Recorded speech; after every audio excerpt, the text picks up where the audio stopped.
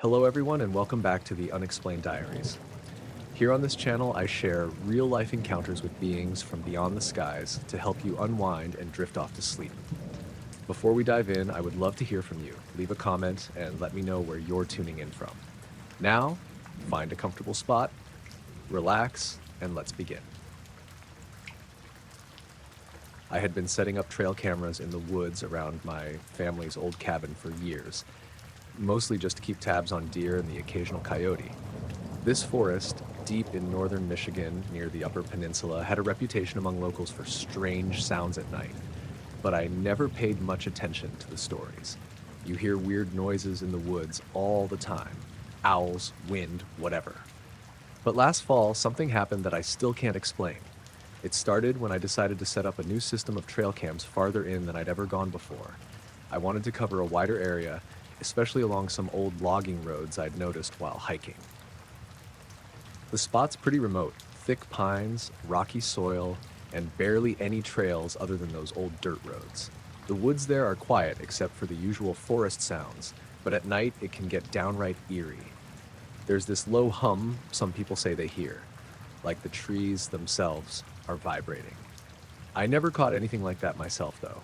Anyway, I went out one afternoon with my gear, 5 cameras, batteries, memory cards, the whole setup.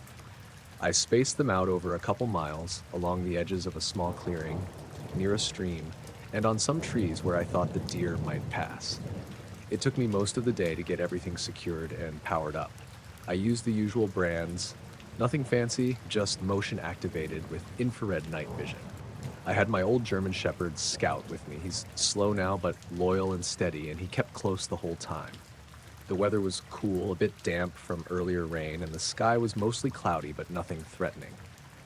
That night, I plugged one camera into my laptop to check the footage. Nothing unusual, just a few deer and some raccoons. No strange sounds or movements. Scout slept by the fireplace like usual. The next day, I went back out to check the cameras in person. When I reached the spot where I'd put the second camera, a tall pine near the stream, I found the mount empty. The camera was gone, not just fallen off or damaged, but completely vanished.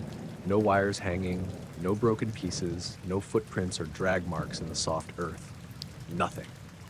I walked around the area for almost an hour, scanning for anything that might explain it. Signs of animals, people, even branches broken by wind. But the ground was undisturbed. Scout sniffed around, clearly confused, but didn't pick up any scent I recognized. The other cameras were still there, mounted tight and untouched. I double-checked their memory cards and batteries. Everything seemed fine. That night, I checked the footage from all the remaining cameras. That's when I noticed something else. Each camera had stopped recording for exactly 11 minutes.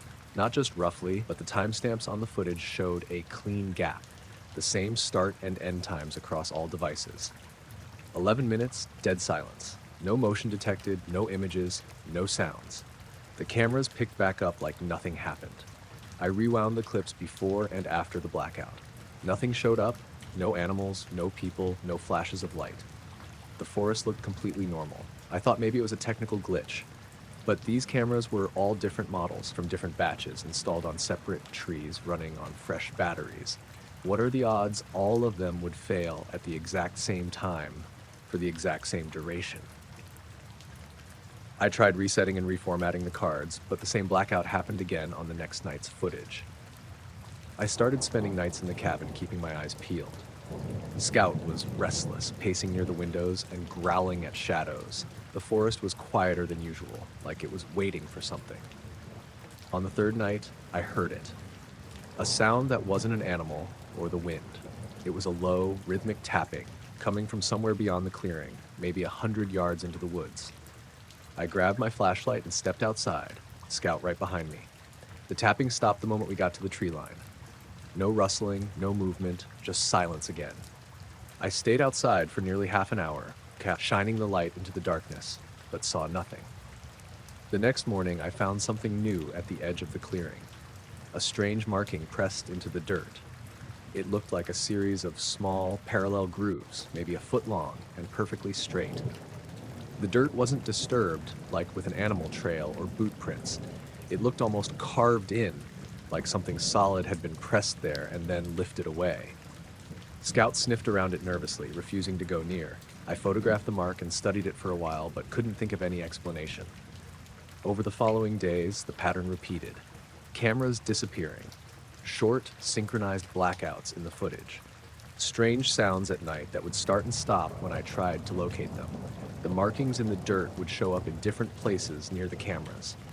Scout's behavior grew worse. He'd bark at empty spaces, snap at the air, and pace nonstop. One night, I was watching the footage on my laptop again when something else caught my eye. During one of the blackout periods, the cameras had still captured something, but only in the infrared mode. On 3 of the cameras, faint, blurry shapes appeared deep in the woods, shapes that looked like thin, elongated figures standing motionless. They were too vague to identify clearly, just blurry shadows with what looked like glowing spots where eyes might be. The images only showed them for a few seconds before the blackout kicked in. I zoomed in and enhanced the images as much as I could, but the figures never became clear. I showed the photos to a friend who's a wildlife biologist. He said it might be deer or elk, but the shapes were too unnatural, too tall, and too stiff. I didn't tell anyone else. I felt like no one would believe me. On the last night I stayed there, I left all the cameras turned on but disconnected from my laptop. I sat outside near the clearing, smoking a cigarette and listening. The forest was thick with fog and the moon was just a thin crescent. Scout lay down next to me, finally quiet for a while. At exactly 11:47 p.m., I heard the tapping again. This time it was closer, and it was joined by a faint buzzing noise, almost like electricity sparking in the air. I shone my flashlight toward the sound, and the beam caught a flicker of movement. Something tall and thin slipping behind a cluster of pines. I stood up and called Scout, but he stayed frozen, ears back and teeth bared. Then the buzzing stopped abruptly, and the tapping went silent. The temperature dropped suddenly, and I felt this weird pressure in my chest like the air had thickened. I checked my watch. 11 minutes had passed. The cameras all stopped recording again during that time. I packed up the next morning, leaving most of the gear behind. Scout and I drove back home, the silence between us heavier than usual. I still think about those woods sometimes, about the missing camera, the blackouts, the tapping, and about the shapes in the infrared images that I can't explain. I haven't gone back since.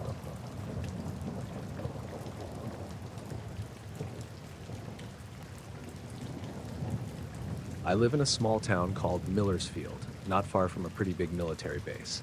It's the kind of place where everyone knows everyone, and nothing much ever happens. I'm Will Harper, been here all my life, work at the hardware store. Nothing fancy. But last week, something weird started up, and it got me thinking I should write it down somewhere, even if it sounds crazy. It began on a Monday night. I was just about to go to bed around 11 when I heard it. A low hum, like a really deep engine idling somewhere far off, but steady, constant. It wasn't the kind of noise that stops or fades in and out, just a constant vibrating drone that you felt in your chest more than you heard it. I thought maybe it was the base doing some kind of late-night drill or test. They do that sometimes, but when I asked my neighbors the next day, they said they heard it too. The hum stayed every night after that. Same time, same steady tone. It was weird because it didn't sound like anything mechanical I'd ever heard, even living so close to a military base. It didn't change or get louder, just there, and it didn't seem to bother the soldiers or the base security. I figured maybe they didn't notice or didn't care. After a few nights, people started talking about it at the diner and the grocery store. Most figured it was something new from the base, but no one had official word. I asked the sheriff once, and he just gave me a look like I was wasting his time. That week, I started to feel kind of on edge. The hum was one thing, but there were other little odd things. My dog, Rusty, a scruffy golden retriever mix who's usually chill, started acting weird. He'd stare out the back window at the woods behind our house for hours, just frozen, ears perked. Sometimes he'd growl low and soft, not at anything I could see. He never did that before. One night, I went outside around midnight to smoke a cigarette and see if I could hear the hum better. The air was cool, the sky cloudy, but not raining. The woods behind the houses felt darker than usual, almost like they swallowed the light from the street lamps. As I stood there, I could hear the hum, low, steady, vibrating through the ground beneath my boots. Then I noticed something else. There was a faint orange glow coming from deep inside the trees, not like a campfire or anything normal. It was soft, like a light that didn't flicker or move. I squinted, tried to see what it was, but couldn't tell. Rusty was barking suddenly, a sharp, urgent bark, and then he bolted into the woods, dragging his leash behind him. I followed, calling him, but the woods felt thick and oppressive. I could still hear the hum, but now it seemed louder, like it was all around me, pressing in. I saw the glow again, closer this time, and something about it made my skin crawl. I thought about calling it off and getting Rusty, but he was already gone from sight. I got to a small clearing where the glow was strongest, and it felt like the air was hotter there, almost stifling. The grass was bent down, but not from footsteps, more like it had been pressed flat. Rusty was nowhere to be found. I shouted his name, but all I heard was the hum and the rustling of the trees. I started to back away, and that's when I noticed the ground in the center of the clearing. It was burnt, like scorched earth, but in a perfect oval shape, maybe 10 feet long, 5 wide. The grass and leaves around it were blackened, but the rest of the clearing looked untouched. The smell of burnt wood and something metallic hung in the air. I got Rusty back eventually, chasing him out of the underbrush, a few hundred yards deeper into the woods, shaking and whining. I was relieved, but also uneasy. I told my wife, Kara, but she just told me I'd been outside too long, that maybe I imagined things. She's not the type to freak out over stories like this. The next morning, the sheriff came by with some guys in uniforms from the base. They blocked off the woods around the clearing, put up signs warning people to stay out. I heard talk about some kind of hazardous material or environmental contamination, but no one gave real answers. The hum stopped the night before they showed up. I haven't heard it since. The scorched patch is still there, fenced off and covered with a tarp when I drove by yesterday. I tried to get a good look, but the base's people were tight-lipped, and cameras watched the area. What got to me most was how normal everything else felt during that week. People went about their days, kids played outside, and the base carried on like nothing happened. But every night, that hum was there, constant and deep, and the woods had that quiet, empty feeling, like something wasn't quite right. I'm still not sure what I saw or what that patch in the woods really means. Rusty hasn't barked at the woods since, but sometimes he sits at the window, staring out like he's waiting for something to come back. That's my story. I don't have answers. Just a week when everything seemed off, and a silent, scorched mark in the forest that doesn't belong.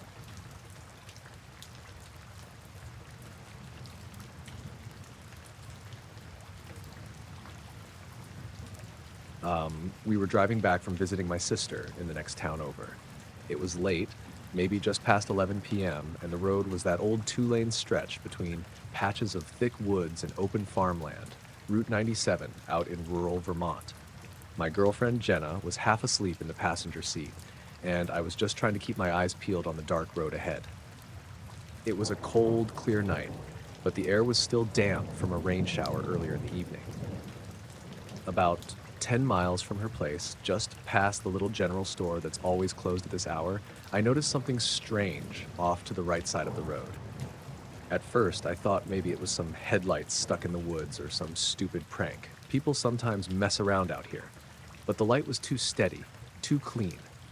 It was a pale, almost whitish beam, like a spotlight, shining straight down through the trees. The weird part was, it wasn't coming from anything visible. No helicopter, no drone, no street light. Just this column of light stretching down through the branches to the forest floor. I slowed the car and blinked a few times, convinced I was seeing things. Jenna stirred and looked over, rubbing her eyes. "Hey, do you see that?" I said, pointing. She squinted out the window and nodded, her voice a little groggy. "Yeah, that's weird." We pulled over on the gravel shoulder, both curious now. The beam looked like it was maybe 100 feet from the road, cutting through the dark woods like some kind of searchlight. It was so bright, it almost looked like daylight down there, but it didn't illuminate the whole clearing, just a tight, narrow shaft. The radio was off, and there was no sound at all besides the occasional rustle of leaves in the night breeze. No humming, No buzzing, nothing mechanical or electrical that you'd expect from a light that intense. We stepped out of the car. Jenna grabbed our little terrier, Toby, who was usually pretty skittish but now sat quiet, staring into the woods like he could see whatever was making the light.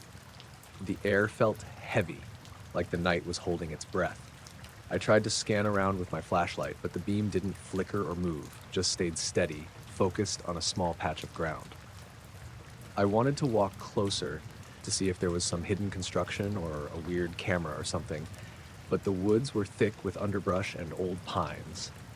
The beam seemed to reach down but not go past the trees into the ground, like it stopped at the foliage, or maybe something just beyond it. We stood there for a few minutes, just watching. Toby suddenly growled low and pulled at his leash toward the light, but Jenna held him back. "No," she whispered. "Something's not right." I agreed, though I couldn't say exactly what felt off. The silence was unnatural, like the forest had been muted. I looked up, trying to spot the source of the light in the sky. Maybe a spotlight from a plane or a search helicopter. But the stars were just stars. No flashes, no shapes. "Let's get going," Jenna said. "I don't like this." I nodded and got back in the car, but as we pulled back onto the road, I caught a glimpse in the rearview mirror. For a second, the beam widened slightly and then vanished. Just like that, the forest was dark again. We drove the rest of the way in silence, both of us on edge. That was the start.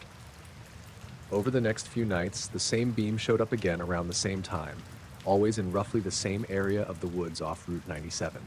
Sometimes it was a little farther back from the road, sometimes closer. Always the same pale, steady light shining down through the trees, no source visible above it. No noise, no movement, nothing to explain it. I began taking photos through the windshield, but the beam never showed up in any of them. It was like it existed only when you looked at it with your eyes, but not through a lens. I told a couple of neighbors, but most of them laughed or told me to stop wasting my time. No one else seemed to notice it or care. Then strange things started happening around the house. Toby got restless at night, barking at the windows or staring into the dark. Sometimes when I stepped outside to check the yard, I'd see shadows moving just beyond the tree line. Not animals, nothing I could identify, just shapes. One night, Jenna and I were sitting on the porch when the beam appeared again. This time it was farther away, deeper in the woods. Toby went stiff and growled. We both felt that same heavy silence. Suddenly, the beam pulsed once, briefly brightening, and then it faded, like a breath released. After that, I noticed gaps in time. Small ones. Like I'd start walking down the driveway, and then suddenly I was back on the porch without remembering getting there. Or I'd glance at my watch, and several minutes had passed with no memory of what happened. Jenna said she felt tired in a way that wasn't normal, like sleep wasn't helping. I thought maybe it was stress or the long nights watching for something that might not exist. One morning, I went out to check the woods near the house. The ground under the trees looked different. There was a patch of dirt with no leaves or pine needles, perfectly circular, maybe 6 or 7 feet across. It wasn't burned or scarred, just strangely barren, like something had pressed down and flattened the earth there. I called Jenna to come look, and she agreed it was odd. Toby sniffed around, but wouldn't go near the center. We didn't touch it. The spot stayed like that for days, is slowly getting covered with fallen needles again, but never quite normal. The beam kept showing up on the nights after, always silent, always distant. I never saw anything or anyone in it. No shapes, no movement, no sounds. After about a week, it just stopped, like someone turned it off. I wanted to believe it was some weird natural phenomenon or maybe some prank I didn't understand, but none of it added up. The warmth of the air when the beam pulsed, the way time slipped away from me, Toby's behavior, it was all just off. Jenna and I still drive that stretch of road sometimes, looking for it, but it hasn't come back. The woods feel quieter now, but there's this lingering tension, like something's still there, watching or waiting. I don't know what it was. Maybe it was just a trick of the light or something else entirely. Whatever it wasn't normal, and I'm glad we never got closer.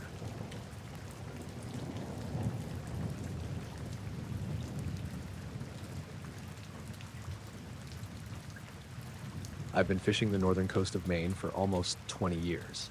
Nothing much changes out there, except maybe the weather and the catch. My name's Luke Mallory, and I run a small boat called the Night Gull. I mostly do lobster traps and the occasional net fishing when the season calls for it. This happened late last winter in early March when the water's still freezing cold and the wind cuts like a knife. I'd been out before dawn, checking traps and hauling nets just like any other day. The air was crisp with a thick fog hanging low over the water, the kind that makes everything sound muffled and strange. I wasn't expecting anything out of the ordinary, just hoping for a decent haul to make the trip worth the cold. The sun was just starting to creep up when I pulled up one of the nets I'd set the day before. Usually, it's filled with cod or maybe a few crabs caught in the mesh, but when I started lifting this one, it felt heavier than it should, almost like it was snagged on something solid under the water. I hauled it up slow, trying not to lose my grip. The water dripping off the net was freezing against my gloves. Then I saw it. Mixed in with the usual fish and kelp was a smooth, triangular piece of metal. It looked out of place. No rust, no scratches, nothing that would tell me it had been in the ocean for long. The surface was completely smooth, and what really caught me off guard was that it felt warm, like comfortably warm, which didn't make any sense for something pulled from freezing water. I set the net down on the deck and picked up the triangle, turning it over in my hands. It was about the size of my hand, but thinner, almost paper thin, though it didn't bend. The edges were sharp, but perfectly even, like someone had cut it with a machine. The weird part was how the metal didn't feel cold or wet, just warm and dry, even though it had just been underwater. I shook it a bit, but nothing inside, no markings or compartments. It looked like a solid piece, but unlike anything I'd seen in the ocean before. No paint, no corrosion, just this smooth, dark gray surface with a slight shimmer when the fog light hit it. I sat down on the edge of the boat, watching the horizon as the fog started to lift, and the day got a little brighter. My dog, a scrappy terrier mix named Murphy, was curled up near the wheelhouse, but he perked up and sniffed the air when I brought the metal closer. He growled low at first, then just stared at it, head tilted like he couldn't figure out what to make of it. I wasn't sure what to do with it. I thought about tossing it back, but the warmth kept me from doing that. I wrapped it in an old towel and stashed it in the cabin under my bunk. The rest of the day passed slow. I kept glancing at the towel, feeling this odd pull like the thing wasn't just some random trash. It felt wrong to ignore it. That night, I didn't sleep much. I kept waking up to the sound of the boat creaking, the wind tapping against the cabin windows. The towel was on the small table by the bunk. Murphy was restless, whining quietly, pacing in the little space. When I finally pulled the towel back to look at the metal again, it was different. Not in shape or color, but the warmth was stronger, almost like it was alive in some way. I held it in my palm, and the air around me felt heavier. I swear I could hear something faint, like a humming, just below the edge of hearing. I closed the towel back up and tried to get some sleep, but my mind was racing. I kept thinking about the ocean, the cold water, and how something like this ended up tangled in my net. The next morning, I decided to show it to a friend, Pete, who's a mechanic and has a bit of a hobby for weird stuff people find on the coast. I drove the boat back to the dock and pulled the metal out again. It still had that smooth, warm feeling, like it was somehow insulated from everything around it. Pete looked it over carefully in his workshop, under bright lights. He poked and prodded it with a screwdriver and a magnet. No reaction. No scratches or dents. He said it looked like titanium or something similar, but unlike anything he'd seen from a plane or a ship. "Where'd you say you found this?" he asked. "In my net, out near East Point," I said. "Under a few 100 feet of water." He frowned. "That area is pretty deep and cold. Nothing usually floats up from that far down, especially something this clean." I nodded. It didn't make sense. I left the metal with him for a few days while he ran it through some tests, but no one could tell me what it was. On the way back to the boat, the fog had rolled back and thick. I kept looking out over the water, thinking about the strange warmth, the smoothness, the silence that seemed to come with it. That night, when I was alone on the boat again, Murphy started barking at the cabin door like someone was outside. I opened it to check, but there was no one there, just the dark sea stretching out under the fog. The hum I thought I'd heard the first night came back, very faint, like a pulse under the waves. I stood there for a long time, feeling it press against my ribs, wondering if the metal was sending it out somehow. The following days were quieter. Pete called to say the metal didn't match any alloys in their database, and the scanner had picked up some odd electromagnetic readings, but nothing concrete. Meanwhile, the fog didn't seem to lift much, and every time I went out, I caught that faint hum beneath the water. Murphy stayed close, ears perked, never settling down. Then, a few mornings after Pete's call, I was pulling in a net again when I noticed the water near the boat ripple without wind. A dark shape passed underneath, big and slow, moving parallel to the boat, keeping pace like it was watching me. I froze. It wasn't a whale or any fish I knew. It was too big, and the shape was wrong, more angular than natural, like a shadow of something solid, but unfamiliar. I tried to follow it with my eyes as it slipped beneath the boat and disappeared into the depths. The metal in the cabin felt warmer than ever that night, almost hot. I didn't touch it, just wrapped it up tight and locked it in a box I keep under the floorboards. After that, the hum stopped and the fog lifted slowly over the next 2 days. I took the metal back to Pete, told him I wanted to get rid of it, but he said he'd hold on to it until he could figure out what it was. Since then, things have gone back to normal. Murphy's stopped barking at the cabin door, and the ocean looks like it always did, cold, gray, and quiet. I don't know what that piece of metal was or why it was warm out there in freezing water. I don't know what the dark shape was beneath the boat that morning. All I know is that sometimes, when the wind's just right, I swear I can still hear a faint hum coming off the water like something waiting just out of sight.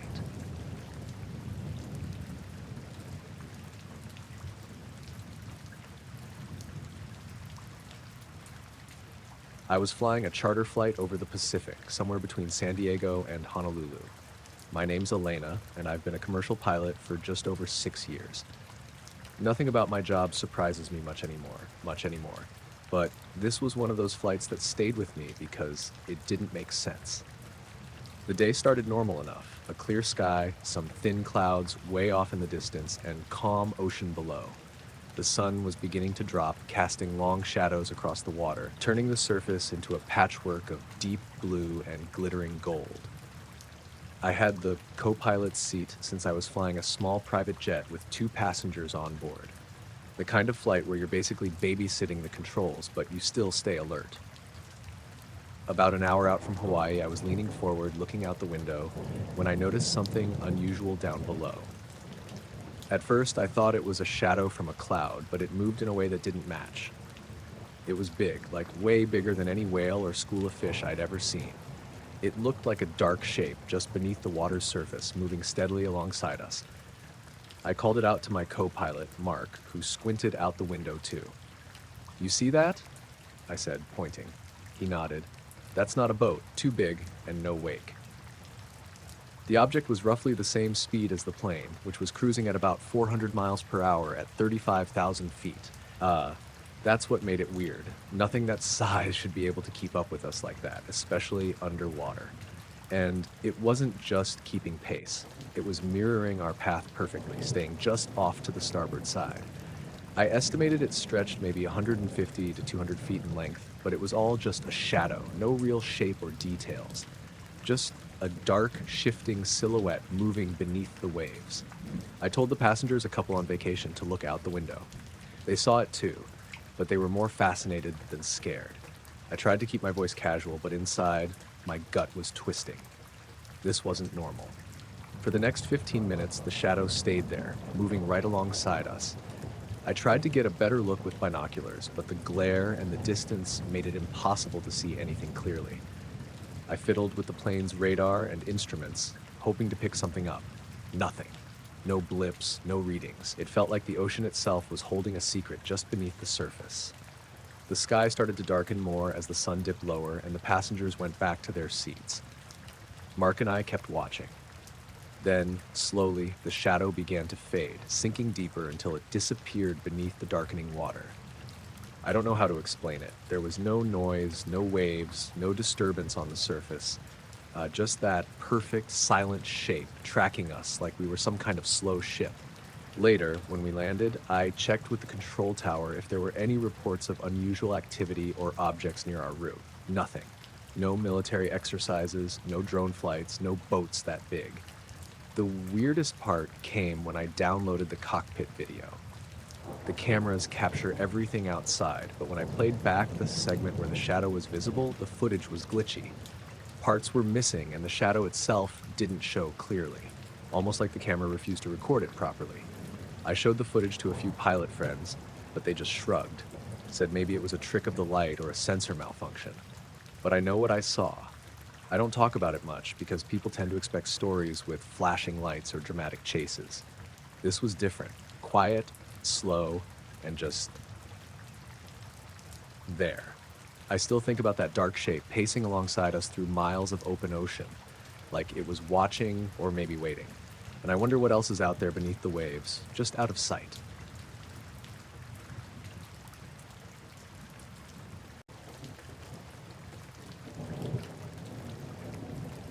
I was out in the marsh again that morning, trudging through knee-high muck and thickets of reeds, trying to set up a new camera trap. My name's Casey, and I do field research on migratory birds. Most of the time it's just me, my gear, and the endless mess of wetland. My dog, Juno, a lanky black and white border collie mix, sticks close by, her nose twitching in the damp air. That part of the marsh is way out there. No trails, no real landmarks, just a patchwork of pools, grass, and thick brush. I've been mapping bird activity around here for months. It's quiet, mostly, except for one spot, a clearing maybe 20 by 30 feet, right in the middle of the marsh.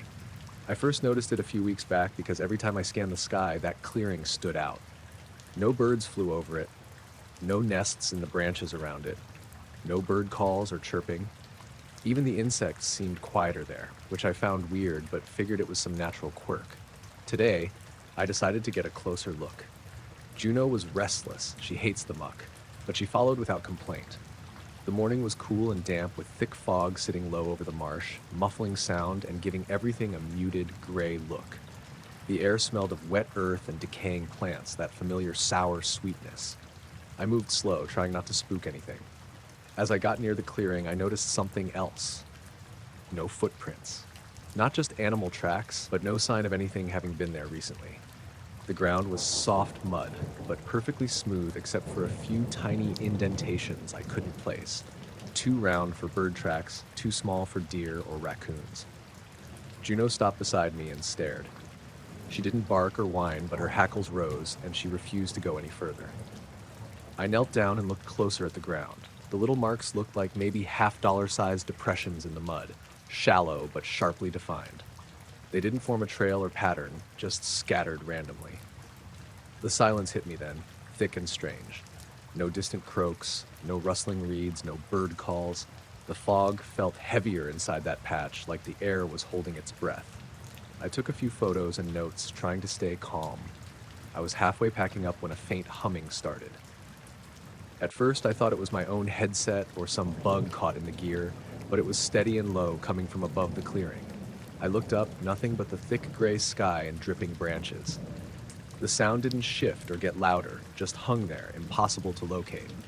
Juno growled softly and tugged on her leash, pulling me back a few steps. The hairs on my neck prickled. I scanned the tree line around us, but there was no movement, no shapes, no lights. The marsh looked the same as always, except for that silent clearing. I told myself to ignore it, that it was probably some weird natural sound, but my hands shook a little as I packed the camera away. Juno kept staring at that clearing, head tilted and ears perked. By the time we got back to the truck, the fog had lifted, and the marsh was alive again with bird song and insects. I checked my recordings on the camera and phone, nothing strange caught except a few shots of Juno sitting patiently. No signs of whatever made those indentations. No hum recorded. I told a few other researchers about the clearing later, but none had heard of a place like it. No birds, no noise, no tracks. They thought I was pulling their leg, or maybe it was just some weird patch of mud. But I've been back twice since, always the same. The clearing stays quiet, The little marks in the mud are still there, and the humming comes sometimes, always faint and impossible to place. I don't know what it is. It's not wildlife, at least not anything natural I've seen before. Just a weird spot in the marsh that refuses to be part of the world around it. And somehow that's the part that sticks with me.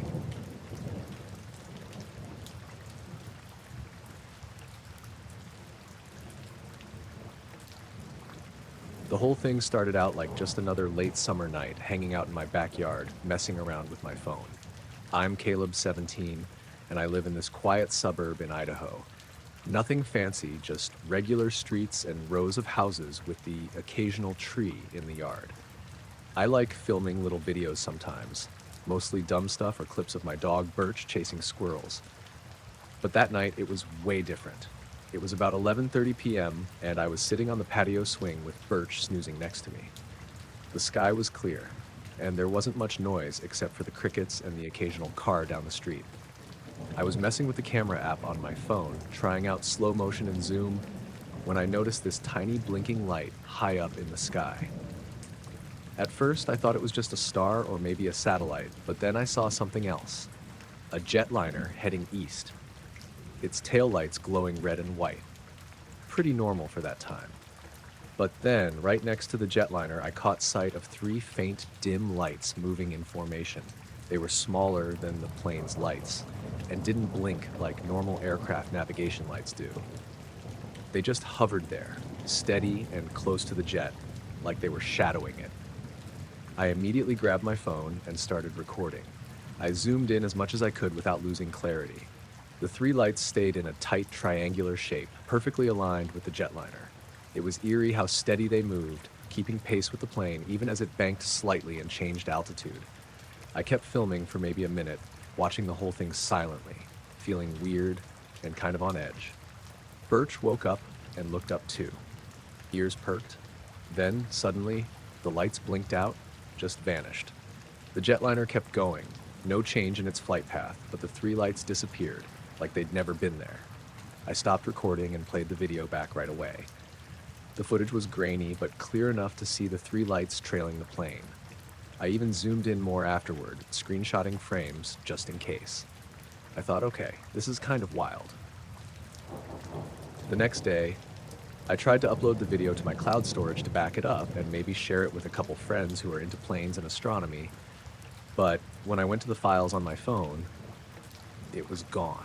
Not just off my camera roll, but completely missing. I checked the cloud, it wasn't there either. I thought maybe I accidentally deleted it, but I was sure I didn't. So I checked my laptop, where I'd transferred some photos the night before, hoping maybe it had saved there. Nope. The video wasn't anywhere on my hard drive or backups. I tried using data recovery apps, but nothing came up. It was like the file never existed on any device. The weirdest part was, the screenshots I took of the video frames were still there, but the original video itself? Gone. I asked my parents if they'd seen anything weird in the sky recently, but they just laughed it off, saying I was probably imagining things or that it was some kind of weather balloon or military test. I didn't mention the video vanishing to them.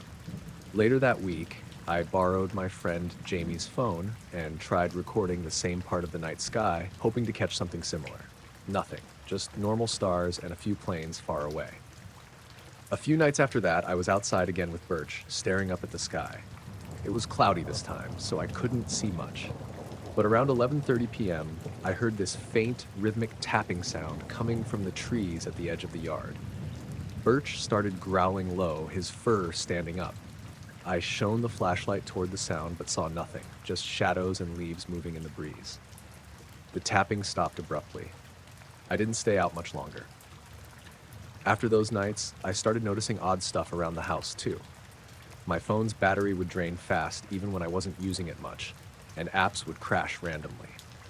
One evening, my phone froze on a completely black screen for like 5 minutes, then rebooted by itself. When it came back on, the camera app was missing from the home screen. I had to download it again from the App Store. I tried recording a few more nights after that, but the strange lights never appeared again. It felt like they were only there the one night, then gone. I still don't know what those 3 lights were, or why the video disappeared from every device I saved it on. Birch has been acting a little jumpy ever since. He sometimes stares at the corner of the room for no reason, act like he's watching something I can't see. I've kept the screenshots and rewatched them a bunch of times, trying to figure it out. Maybe it was a trick of the light, maybe something man-made, or maybe it was something else entirely. But I know what I saw that night. Those 3 lights following that jetliner, steady and silent until they vanished without a trace.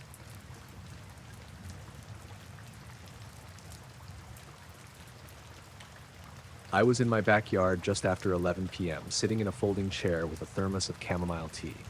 The sky was perfectly clear that night, and I'd been watching stars like I often did since my retirement. My dog, a wiry terrier cross named Fitch, lay at my feet. The air was crisp, a hint of autumn already in the breeze, but not cold enough to make the night uncomfortable. I noticed something unusual when I caught movement out of the corner of my eye, right above the treetops at the edge of the yard. At first, I thought it might be a bird gliding, but when I looked up, I saw a small, dark dot drifting steadily across the sky. No blinking lights, no flame or exhaust, just a silent, slow-moving shape. It was about the size of a passenger jet at altitude, but it was maybe a quarter mile off the ground, way too low for an airplane and moving at walking pace. I set my tea down and grabbed my old binoculars. The object stayed silent, steady, and smooth. I searched the sky around it. No wings, no rotors, nothing to tell me what it was.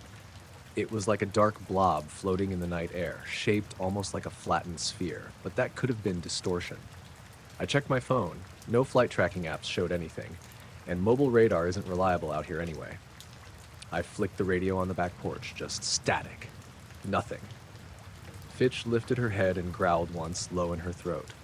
She laid back down, but her ears were alert. I felt a calm, creeping dread. As an air traffic controller for 30 years, you learn to trust radar and voice contact. You don't get things drifting silently and unannounced in the night air. I stood up and walked across the grass to get a clearer view. The object had moved maybe half a mile along a smooth arc, neither rising nor falling. The moonlight shone behind it just enough to show a blurry edge. I tried holding the binocular steady, but couldn't make out any details. No markings, no lights, just dark against the stars. The sky was silent. No wind whispered around the yard. The only sound was Fitch shifting beside me. I considered calling the airport tower I used to work at, but dismissed it. The shape was too small and slow to register, and likely gone by the time anyone noticed. Instead, I grabbed an old notebook from the garage, a habit from my working days, and jotted down the time. 11:07 p.m. I wrote my position, the estimated altitude, the drift path. The object took maybe 3 minutes to cross the patch of sky I could see, and then it disappeared behind the fir trees.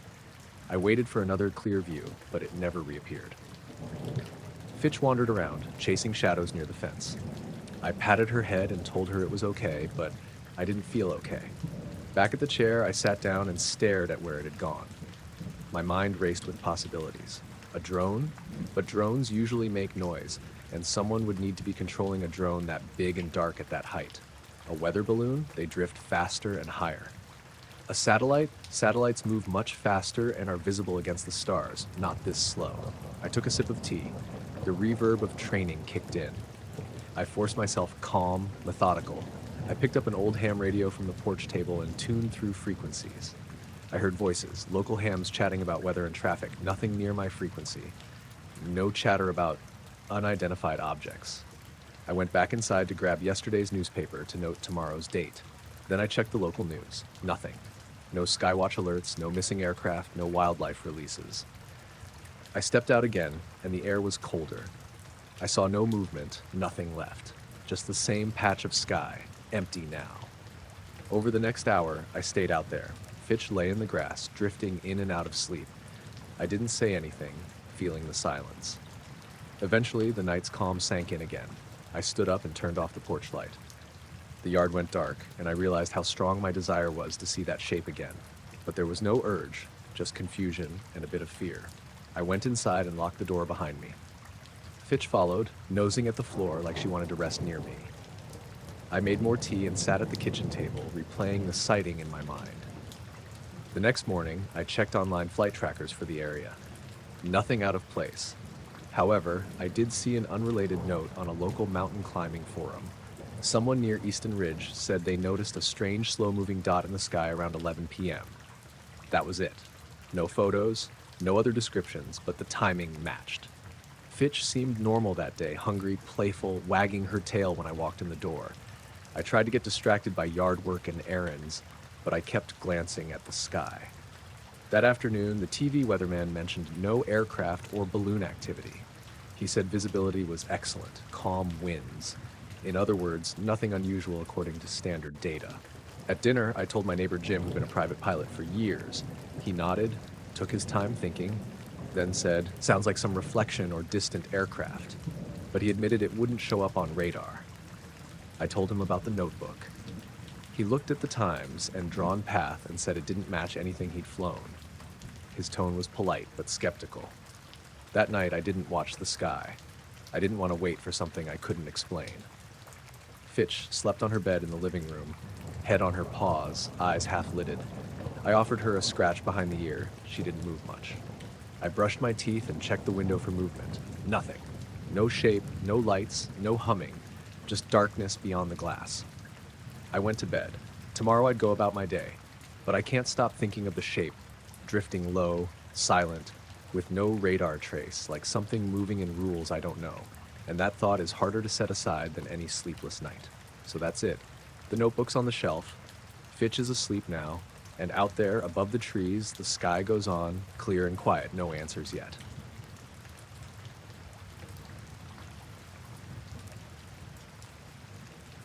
It started late last summer, around the second week of August.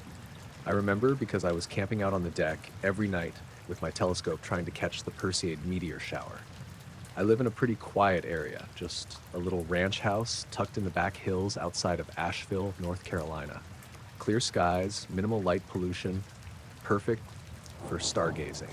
I've always been into astronomy, nothing formal, just a backyard hobbyist. I've got a mid-range refractor scope, a few star charts, an app on my phone that helps me identify constellations. That's it. I've been out on that deck probably 200 times over the last few years. I know the night sky above my house like the back of my hand. So when something new popped into view, I noticed. It was August 13th, just after 11 p.m. The meteors had slowed down and I was scanning around aimlessly. I saw a tight cluster of 6 points of light just above the tree line to the northeast. They were faint, maybe magnitude 4 or 5, but clearly visible. They were arranged kind of like a crooked W, like Cassiopeia, but with an extra bend to it. I pulled out my star app and scanned the area. Nothing matched. No cataloged stars, no satellites, no aircraft markers. I figured it might have been some low-orbit debris catching the light weird. I sketched it in my notebook, labeled it W-Light Cluster NE 11:12 p.m. The next night, they were there again. Same time, same spot, but slightly off, like the whole formation had shifted just a hair to the west. Maybe 2 degrees tops. I checked my sketches to be sure. Yeah, they'd moved. That's when it started to feel off. Stars don't do that, not like that. Satellites move, planes move, but stars don't hold formation and then shift a few degrees over the course of 24 hours. I mentioned it to my friend Melanie, who's into photography and sometimes comes out to stargaze with me. She joked that maybe I'd discovered a UFO squadron and laughed it off. But I kept watching. Over the next few nights, the lights kept returning. Always the same shape, always the same glow, just barely out of sync with the stars around them. Drifting westward night by night like they were circling something. Or maybe tracking something. By the 5th night, I started feeling watched. I know that sounds dumb. You're standing in your backyard, looking at the sky. Of course, you're exposed. But this felt specific. Like those 6 points of light were fixed on me. I even caught myself glancing around the yard, as if someone or something might be hiding in the dark. I stopped turning my back to the woods. Night 7 was when things escalated. I was adjusting the scope, trying to get a cleaner view of the cluster. I'd been messing with exposure settings on my phone camera, trying to see if I could get a long shot through the eyepiece. As I was fiddling with the tripod, all 6 lights blinked out. Not faded, not drifted, just gone. I stood there staring at the empty patch of sky. No clouds, no movement, just black. Then, maybe 30 seconds later, they came back. Same formation, same dim glow, but shifted again. A bigger jump this time, 5, maybe 10 degrees west. It felt deliberate. I went inside after that. First time in years I cut a night short like that. Didn't even pack up my gear. Just grabbed the scope and bolted inside. The next morning, I found muddy prints on the deck. They weren't boot prints. I know what those look like. These were bare, wide, and oddly spaced. Almost like someone had walked with their toes pointed slightly outward. The wood planks were dry, so whatever it was had been there late, after the dew rolled in but before sunrise. I stopped going out on the deck after dark, but the lights kept showing up. I could see them through the bedroom window, just over the trees. Always that same crooked W, just a little further west each time. I tried not to look. I'd close the blinds, put on music, anything to distract myself, but I'd still feel it. That tight feeling in your chest when you know someone's watching. By the third week, they were directly overhead. I hadn't told anyone else by that point. Not even Melanie. It felt stupid and paranoid. But I started having this recurring thought, what if it wasn't a constellation at all? What if it was one thing and I'd just been assuming it was 6 separate lights because that's what my brain expected to see? What if it was a single object? The idea made me feel sick. I started having trouble sleeping. I'd wake up at weird hours, 2:17, 3:03, 4:26, with no sound or reason. Just wide awake, heart pounding, staring at the ceiling. I'd glance at the window, knowing those lights were out there. Always in the same crooked shape, always watching. One night, I gave in. I cracked the blinds just an inch. They were lower. I could see them between the tops of the trees now, not above them. That was the first time I noticed the faint shimmer between the lights, like a glassy distortion in the air. I stopped opening the blinds after that. The next night, I woke up to static. Not from the radio. From the baby monitor I still had plugged in from when my niece visited last spring. It was sitting on a shelf in the hallway, hadn't been touched in months, but it was on. Crackling. I stared at it for a while, waiting for it to stop. Then I unplugged it and put it in the drawer. That morning, I found another set of prints, closer to the house, right under the kitchen window. I decided to stay somewhere else for a while. I didn't tell anyone the full story. I just said I needed a break. Melanie offered to let me stay in her guest room for a few nights. I brought a sleeping bag, left most of my gear behind. Her house is 20 minutes south in a more developed area. Brighter skies. No good for stargazing. But that was the point. I wanted distance. The first night there, I slept like a rock. Second night too. By the third, I was almost starting to feel normal again. Then I saw the lights. We were coming back from a grocery run, maybe 9:30 at night. Melanie was driving. I glanced out the passenger window as we turned onto her street. There they were, low, right over the neighbor's house. Same crooked W, same pale shimmer. I didn't say anything. I just stared. They didn't move. They didn't need to. I stayed one more night, then told her I was feeling better and wanted to get back to my own place. The lights were waiting when I got home. They never left. They're dimmer now. Harder to see unless I really look. But they're still there. Same formation, always in some patch of sky I can't quite ignore. Sometimes I'll see them reflected in the pond across the road, sometimes in the rearview mirror when I'm pulling into the driveway. I stopped using my telescope, but I haven't stopped looking.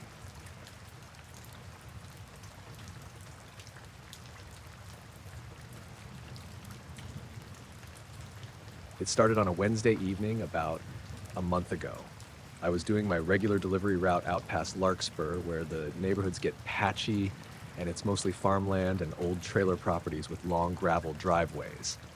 I drive for a small courier company, mostly rural drop-offs, medical supplies, documents, sometimes stuff for people who don't want Amazon trucks on their land. Nothing flashy, just steady work. That night was clear and warm. Sun just dipping past the hills, casting long shadows over everything. I remember that part because I'd taken a photo of the sunset at a red light earlier. Thought it looked nice behind the grain silos. Anyway, around 7:40 p.m., I got a ping for a delivery out on Tully Road, which I knew ran through a mix of open fields and a few scattered homes. I'd been out that way plenty of times.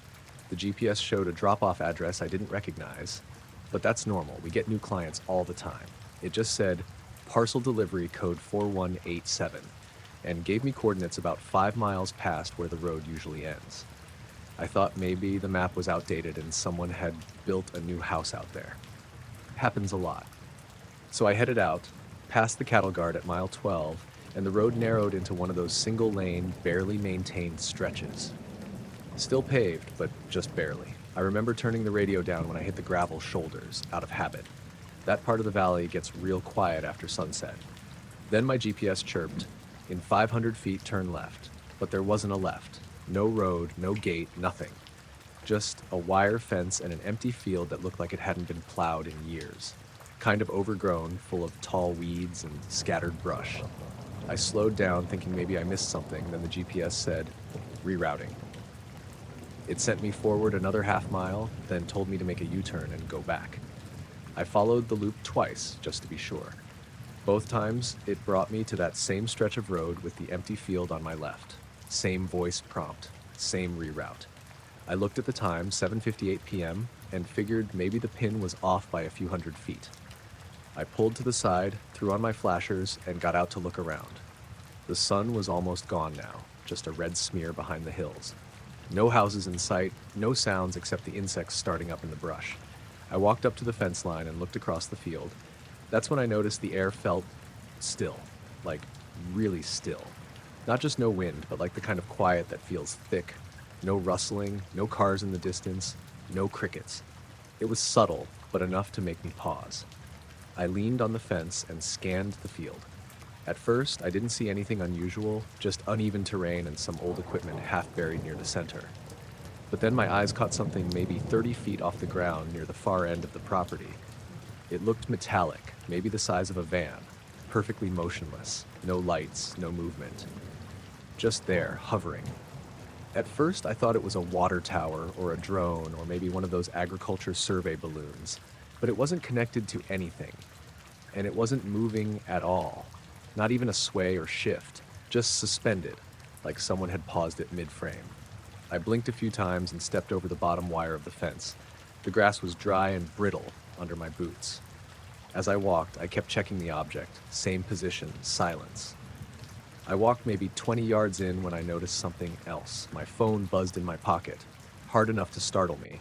I pulled it out and saw the GPS screen spin twice, then freeze. Battery dropped from 78% to 14% in seconds. The screen glitched once, then went black. That made me stop. I turned around to look back at the van. It felt farther away than it should have been. Like I'd only walked 20 yards, but it looked more like 50 now. I checked my feet. The ground felt wrong. Not soft, not wet, just off. Almost like it didn't have the normal give that dirt should. I crouched and touched the weeds. They were stiff and dry, but they didn't bend. Just snapped at the base when I pinched one. I stood up and backed away. I wasn't scared exactly, just unsettled. My stomach felt off, like after an elevator stops too fast. I glanced up again at the object. Still no movement, but now I noticed something else. There was a shimmer around the edges, like heat distortion. Not much, just a faint waviness around the outline. The kind you'd see on a hot day over asphalt, but it was cooling down fast, and the air around me wasn't warm at all. Felt like I stood there for 5 minutes, just staring.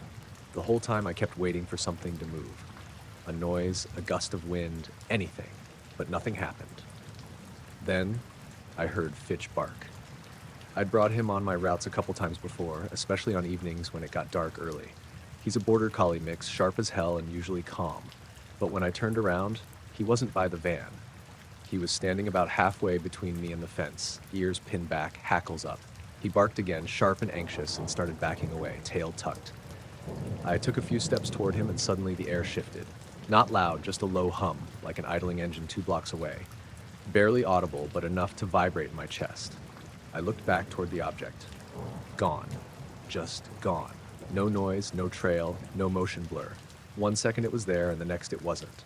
Not behind a cloud, not dimmed out, just not in the sky anymore. I froze. My whole body went tight. The field was empty again. Silent. Fitch was now whining low in his throat. I walked slowly back toward him, eyes scanning the sky. Still nothing. When I got to the van, I tried to restart my phone. No luck. Completely drained. The delivery scanner in the passenger seat had rebooted itself and showed the home screen, but no route loaded. The address from earlier was gone. I got in, locked the doors, and started the engine. Everything felt like it was taking longer than it should. Turning the key, shifting into gear, pulling a U-turn. I kept checking the mirrors as I drove back toward the main road. The GPS came back online about 2 miles out, just as I passed the cattle guard. Battery jumped back up to 67% within seconds. Route history still showed my previous stops, but no trace of the pinout in that field. I didn't make the delivery. There was no way to contact the client. When I checked the system the next day, the order had disappeared from the records entirely. My manager thought I was talking about a different route and brushed it off. Said we'd had some upload issues that week. I've been back out that way a few times since. Not intentionally, just when the route demands it. But I haven't seen the field again. The spot where I remember it being, now it's just a stretch of pines and a narrow creek bed. No open land, no wire fence, nothing like I remember. But I have the sunset photo on my phone. Timestamped 7:32 p.m., Tully Road, right before the ping came in. That's the only proof I have that I was even out there that night. That and Fitch, who won't go near the passenger side door anymore after 6 p.m.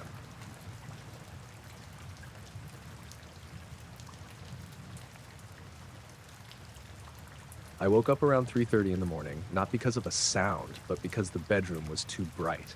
It wasn't the lamp or anything like that, just this pale bluish light coming from the hallway. At first, I thought I'd left the kitchen light on, or maybe the fridge door hadn't shut all the way. I got up and padded out barefoot, still groggy. My dog, Trina, didn't even stir. She's a mutt, some kind of retriever mix, and usually she hears everything. That should have been my first sign something was off.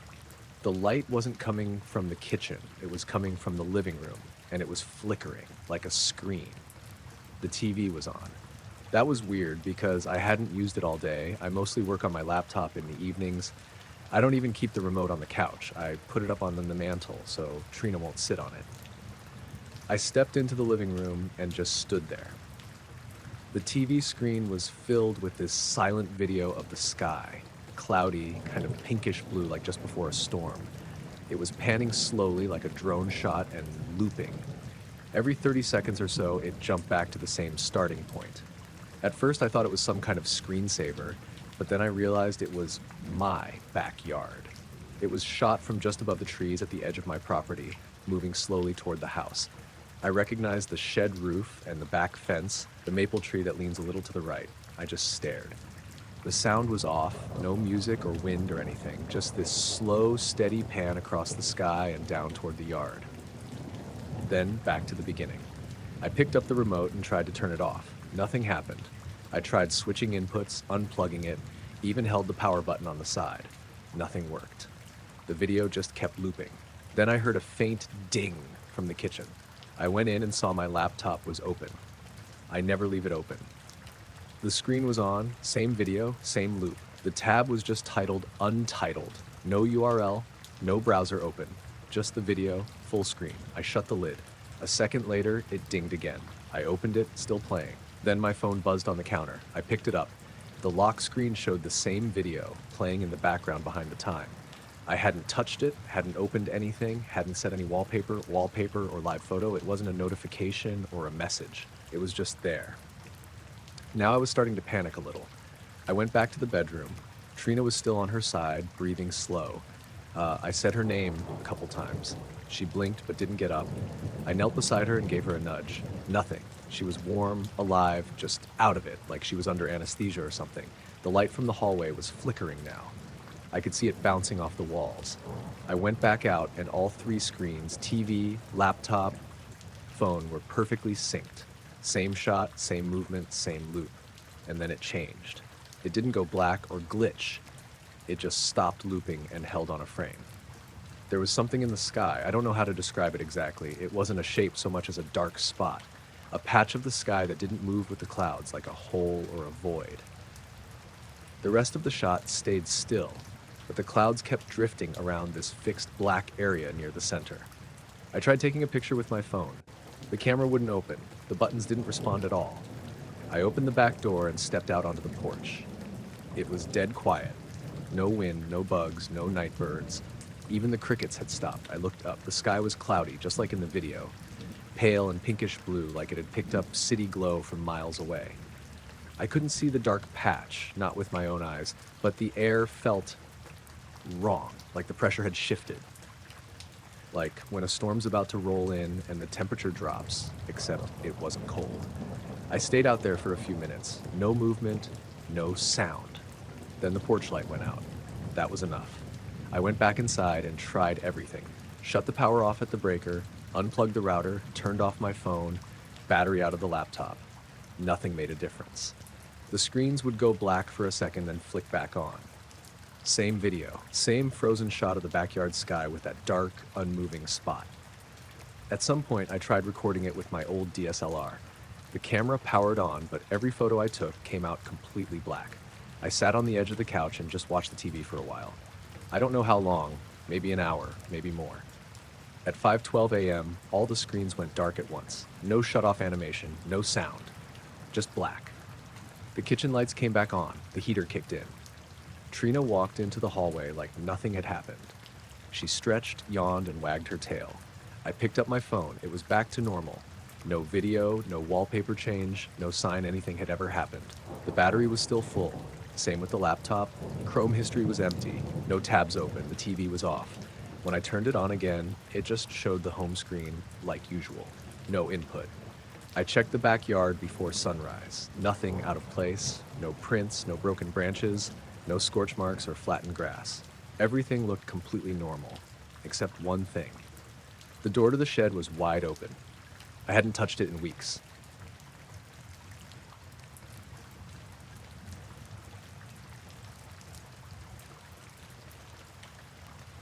It was supposed to be a routine maintenance check.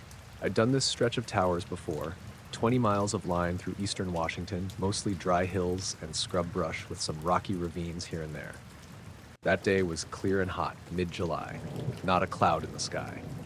I parked the truck near Tower 19, a big one with a steep incline leading up to it. You have to hike a few hundred feet off the service road just to get to the base. I had my gear, harness, gloves, helmet, radio, all the usual. I'd done hundreds of climbs like this. I remember noticing how quiet it was. No wind at all, not even the usual insect buzz. That kind of heat normally has cicadas going nuts, but it was just still. I clipped in and started up the tower. It's about 140 feet to the top platform. You get used to the rhythm of it. Clip, step, grip, rest, repeat. About halfway up, I paused to wipe sweat from my face and caught something out of the corner of my eye. There was someone already near the top. They were standing on the maintenance platform, maybe 10 feet below the highest point. Just standing there, not moving. No gear, no harness, no helmet. At first I thought maybe it was another worker, maybe someone from the night shift who'd come back for something. But we never double up like that without notice. And there'd been no trucks at the bottom, but mine. I called up, "Hey!" No response. They didn't even flinch, just stood there, arms at their sides, facing out over the hills. I radioed base to ask if anyone had been dispatched out here earlier. Got static at first, then a delayed crackle and a clipped negative. Just you on that section today. I looked back up. The figure hadn't moved. It was weird because there's nowhere to stand comfortably up there without clipping in. The platform's only about 3 feet wide, with the crossbeams running through it. You'd have to balance carefully or brace yourself, but they were just upright, like they were standing on solid ground. I kept climbing, slower now, watching them. At one point I blinked, just a normal blink, and they were gone. Just gone. No sound, no motion. I froze maybe 20 feet from where they'd been standing, heart pounding. There was nowhere they could have gone. No ladder above that point, no gaps to drop through, no ropes, no nothing. I stayed put for a good 5 minutes. Then I made myself climb the rest of the way. I needed to know if someone was messing with me. The top platform was empty. I checked every angle, every beam, nothing. What really got to me was the smell. Not bad exactly, just weird. Metallic, almost like hot pennies. Sharp. The kind of smell you don't notice at first, then suddenly can't ignore. It faded fast. By the time I was done tightening the insulators and checking the connections, it was gone. I climbed down faster than usual. Back on the ground, I did a walk around just to settle my nerves. I looked for footprints, tire tracks, anything. The dirt was loose and dry, easy to mark up, but there was only my own trail in and out. I decided to skip Tower 20 for the day. Driving out, I passed the hill and glanced back at Tower 19. Nothing there. But the weird part? My radio, which had been dead quiet since base responded, clicked again. Just static. Then, I heard my name. Not from the radio, from behind me. Clear as day. I slammed the brakes and looked around. Nothing but dry hills. I turned in my seat and checked the back of the truck. Empty. I waited there a while, engine idling. No more voices, no movement. Back at the station, I filled out my maintenance report and didn't mention any of it. I figured maybe heat stroke or my mind playing tricks on me. That night, though, something else happened. I was sitting on my porch around 10. It had cooled off a bit. I live outside Spokane, couple acres, quiet area. I was just watching the stars, drinking a soda. Then all the outside lights shut off at once. Not a power surge, just my yard. I went inside, flipped switches. Everything else worked. The house lights, fridge, microwave, fine. I stepped back out. Still pitch black in the yard.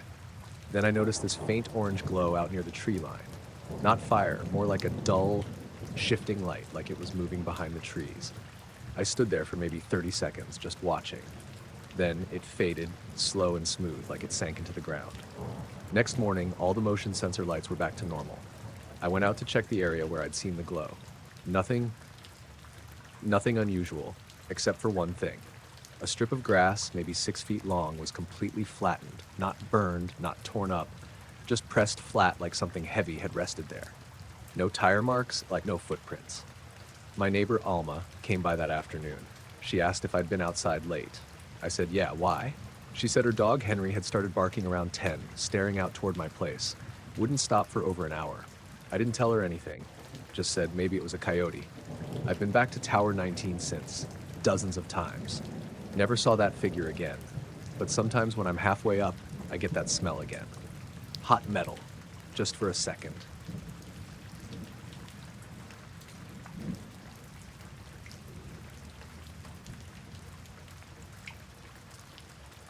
I took the drone out to Millbridge just after 6 p.m. last Saturday.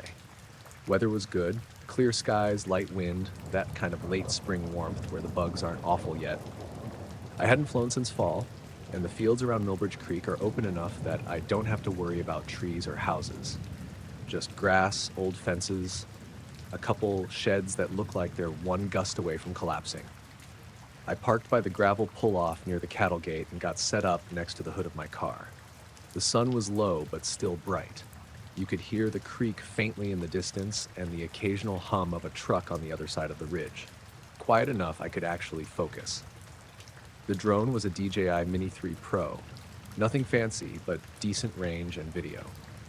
I'd charged everything the night before, updated firmware, cleared out old files. I even brought the polarized lens for the camera since the light was coming in sharp from the west. I took it up to about 150 feet and started panning east toward the tree line. It's mostly birch and cottonwood out that way, and it all runs along a rough patch of lowland near the old fire road. I'd flown around there before and found a half-buried ATV last year. Nothing weird. Just junk people dump and forget.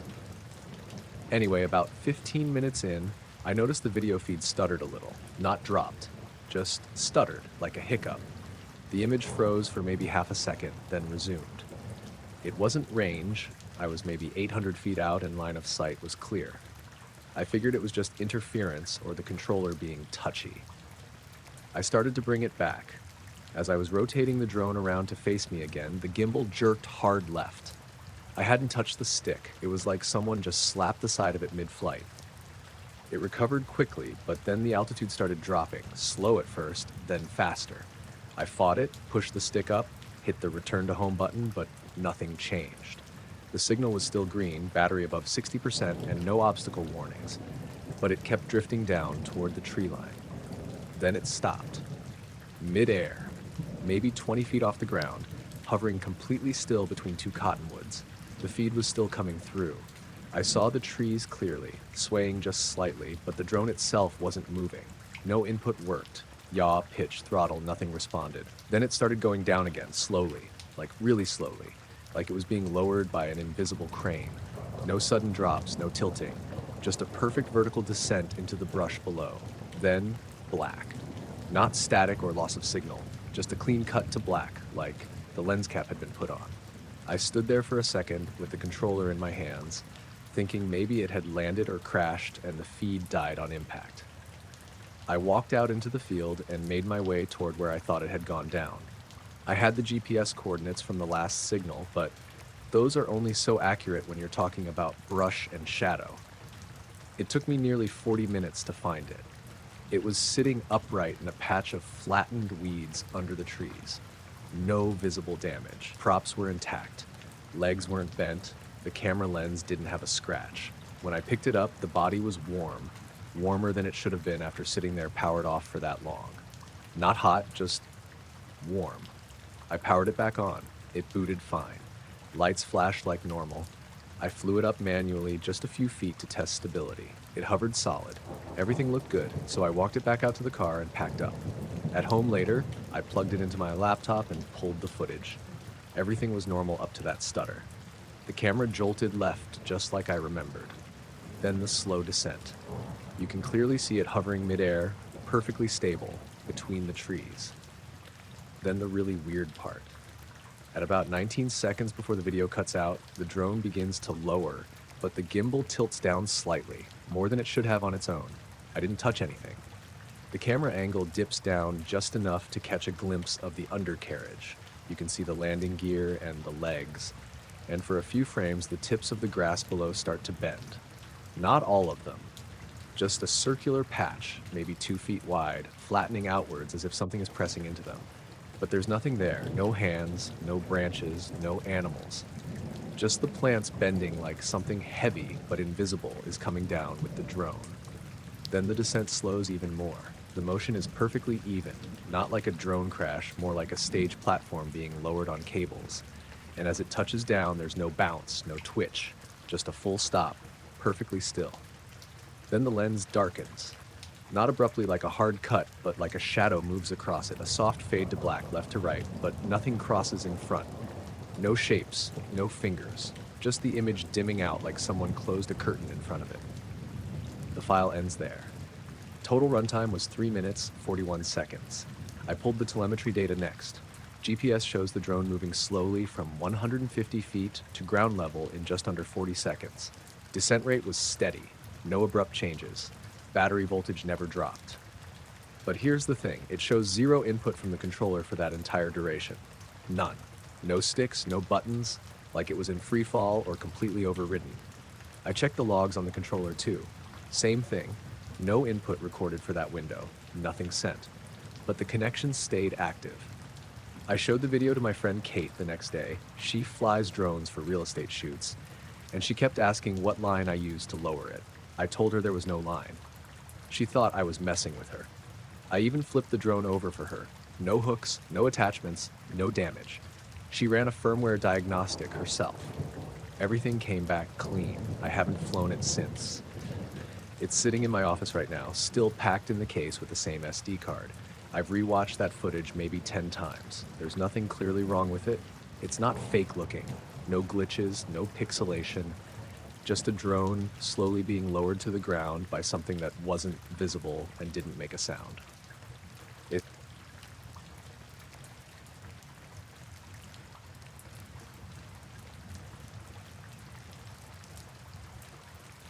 I was driving back from my cousin Reed's place in Lawrence, heading west on Route 94 toward Heaton. It was late, past midnight, and I was about 40 minutes from home.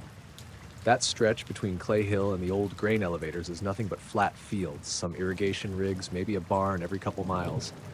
Just dark, open farmland. I wasn't tired exactly, just that wired kind of quiet you get after a long visit. I had the windows cracked and the radio low. Not much traffic out there at that hour. In fact, I hadn't passed another car in at least 15 minutes. I remember I'd just passed that busted sign for Leach's Feed and Seed, burned out letters halfway tipped over, when I saw something up ahead. It looked like a soft white light, maybe the size of a basketball, just hovering above the pavement, right in the center of the road. At first I thought it was a reflector or a weird glare off a sign, but there were no signs, and it wasn't reflecting my headlights. It had its own glow. Not bright, just steady and soft, like the way a bulb looks through frosted glass. pure white, not bluish like a phone screen or yellow like a lamp, just white. I slowed down, not slamming the brakes, just eased off the gas. The thing didn't move. I got within maybe 50 yards and it still hadn't shifted. It hovered at about chest height, totally still. Then, as I got within maybe 20 yards, it faded. It didn't blink out.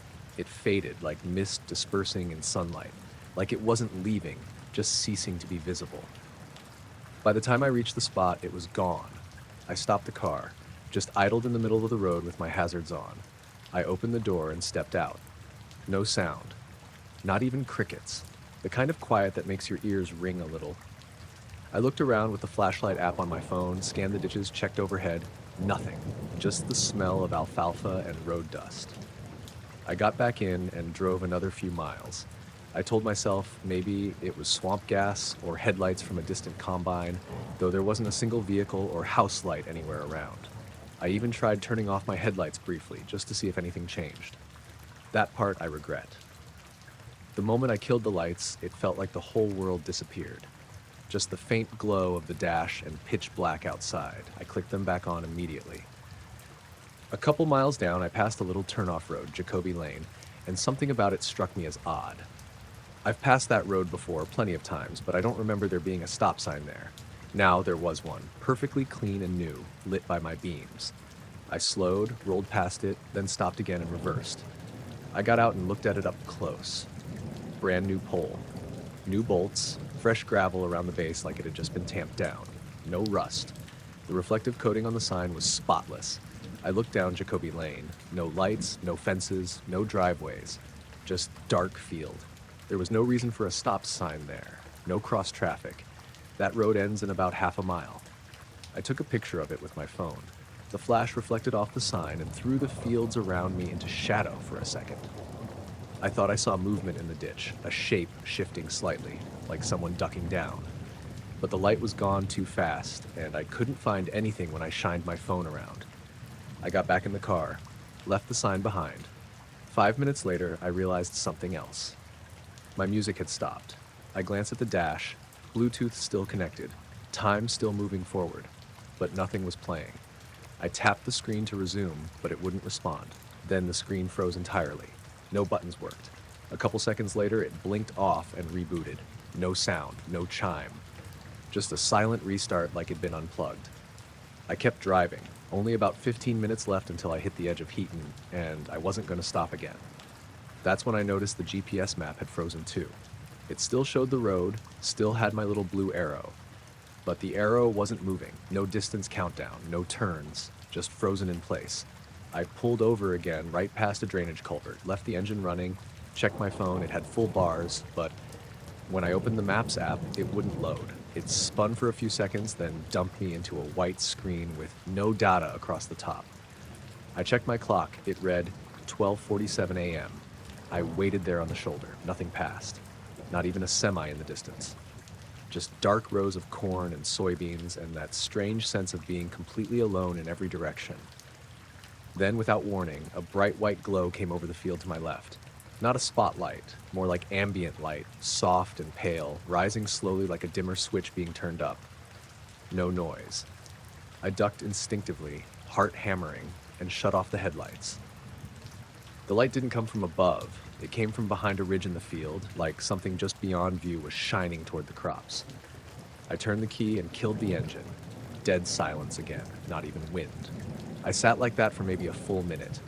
Then the light dimmed, slowly, just like it had come up. Then it was gone. When I turned the car back on, the dash clock read 12:39. I stared at it for a few seconds. Thought I'd read it wrong. Then checked my phone. 12:39. 8 minutes earlier than when I'd stopped. I didn't know what to do with that. I didn't feel like I'd fallen asleep. My engine had been running when I stopped the first time. But now the whole car had shut off, and the clock had rolled backward. I drove the rest of the way home without stopping. Didn't see any more lights, no more weird signs, nothing out of the ordinary. When I pulled into my driveway, I checked the photo I'd taken of that stop sign. It was gone. The gallery skipped straight from a picture of Reed's grill earlier that evening to a screenshot I'd saved the day before. No sign photo. Not even an empty slot where it might have failed to save. The next morning, I drove back to that stretch. There was no stop sign on Jacoby Lane, just the old leaning post with nothing on it.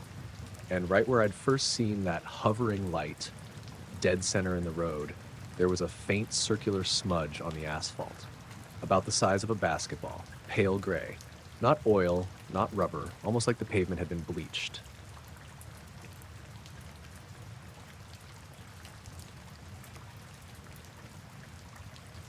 I live out in the country about 10 miles west of Ashland, Oregon. It's pretty quiet here. Mostly just me, my dog Luna, and the woods stretching out all around the property.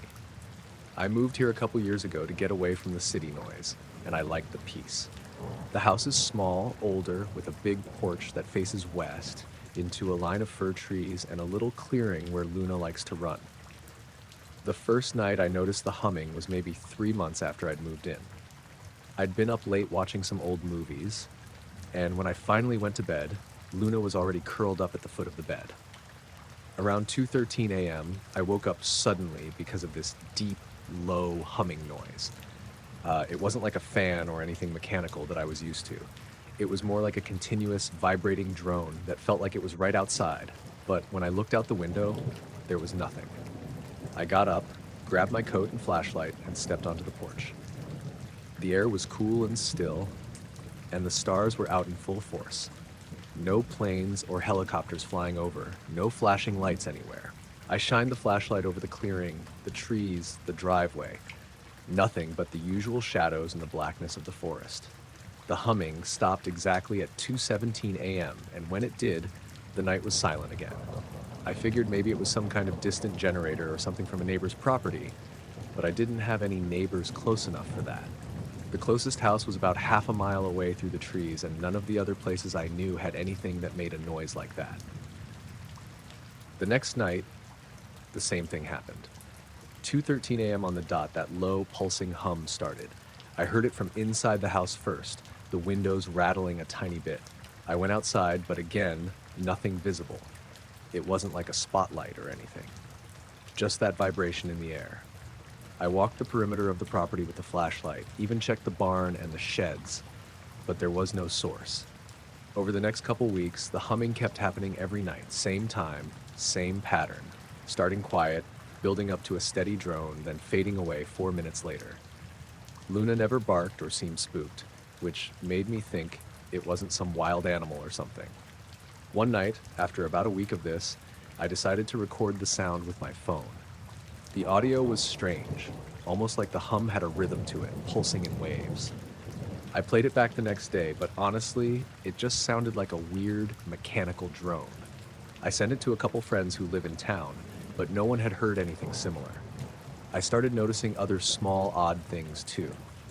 The night after the humming, Luna would sometimes wake me up around the same time, staring out the window at the trees, stiff and alert.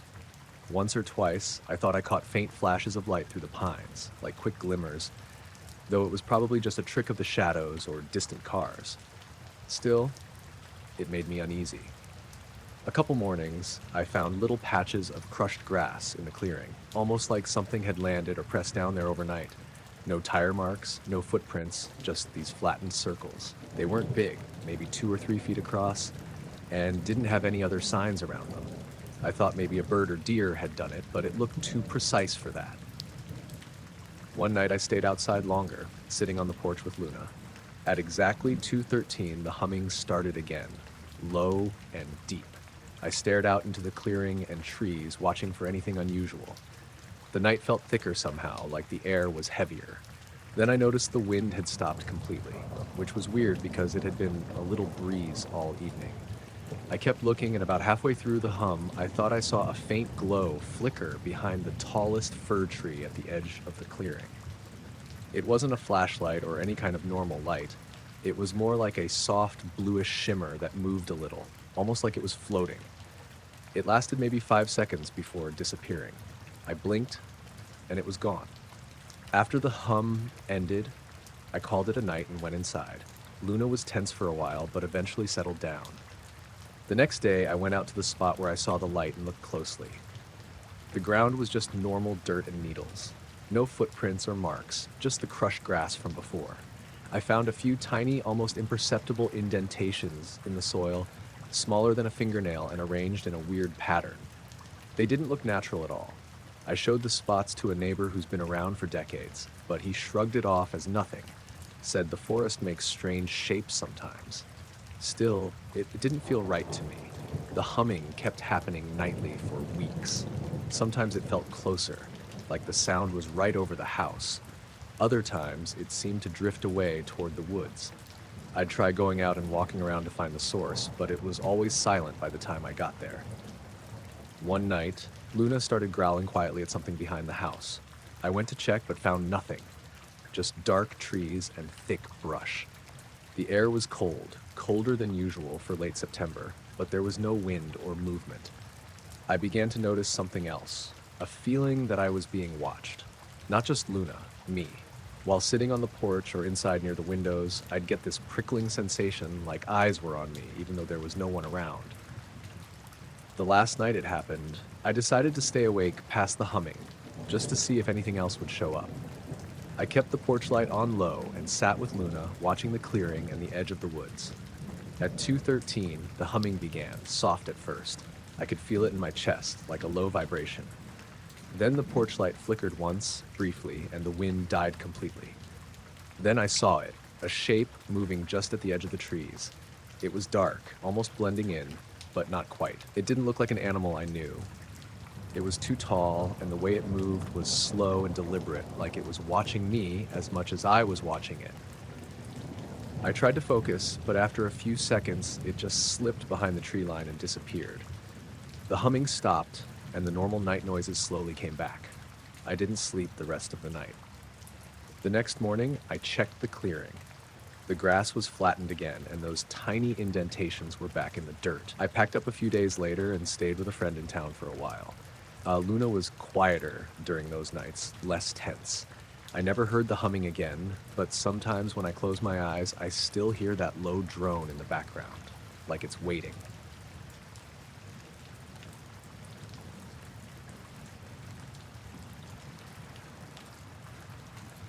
The whole thing started out like just another late summer night, hanging out in my backyard, messing around with my phone.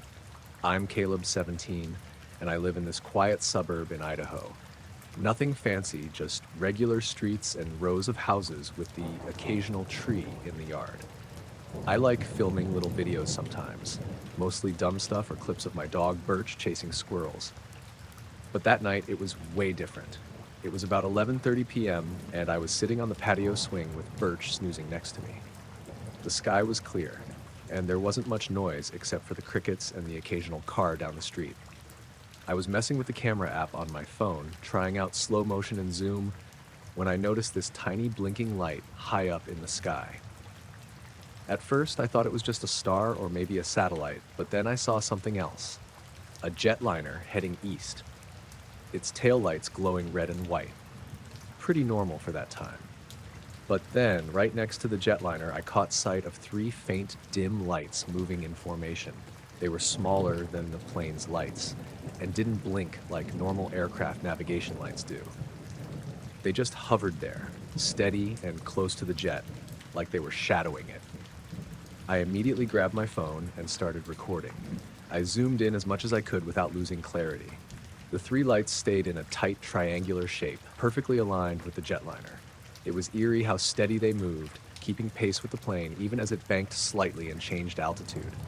I kept filming for maybe a minute, watching the whole thing silently, feeling weird and kind of on edge. Birch woke up and looked up too, ears perked. Then, suddenly, the lights blinked out, just vanished. The jetliner kept going, no change in its flight path, but the 3 lights disappeared, like they'd never been there. I stopped recording and played the video back right away. The footage was grainy, but clear enough to see the 3 lights trailing the plane. I even zoomed in more afterward, screenshotting frames just in case. I thought, okay, this is kind of wild. The next day, I tried to upload the video to my cloud storage to back it up and maybe share it with a couple friends who are into planes and astronomy, but when I went to the files on my phone, it was gone. Not just off my camera roll, but completely missing. I checked the cloud, it wasn't there either. I thought maybe I accidentally deleted it, but I was sure I didn't. So I checked my laptop, where I'd transferred some photos the night before, hoping maybe it had saved there. Nope. The video wasn't anywhere on my hard drive or backups. I tried using data recovery apps, but nothing came up. It was like the file never existed on any device. The weirdest part was, the screenshots I took of the video frames were still there, but the original video itself, gone. I asked my parents if they'd seen anything weird in the sky recently, but they just laughed it off, saying I was probably imagining things or that it was some kind of weather balloon or military test. I didn't mention the video vanishing to them. Later that week, I borrowed my friend Jamie's phone and tried recording the same part of the night sky, hoping to catch something similar. Nothing, just normal stars and a few planes far away. A few nights after that, I was outside again with Birch, staring up at the sky. It was cloudy this time, so I couldn't see much. But around 11:30 p.m., I heard this faint, rhythmic tapping sound coming from the trees at the edge of the yard. Birch started growling low, his fur standing up. I shone the flashlight toward the sound but saw nothing, just shadows and leaves moving in the breeze. The tapping stopped abruptly. I didn't stay out much longer. After those nights, I started noticing odd stuff around the house too.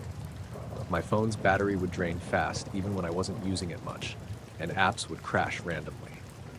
One evening, my phone froze on a completely black screen for like 5 minutes, then rebooted by itself. When it came back on, the camera app was missing from the home screen. I had to download it again from the App Store. I tried recording a few more nights after that, but the strange lights never appeared again. It felt like they were only there the one night, then gone. I still don't know what those 3 lights were, or why the video disappeared from every device I saved it on. Birch has been acting a little jumpy ever since. He sometimes stares at the corner of the room for no reason, act like he's watching something I can't see. I've kept the screenshots and rewatched them a bunch of times, trying to figure it out. Maybe it was a trick of the light, maybe something man-made, or maybe it was something else entirely. But I know what I saw that night. Those 3 lights following that jetliner, steady and silent until they vanished without a trace.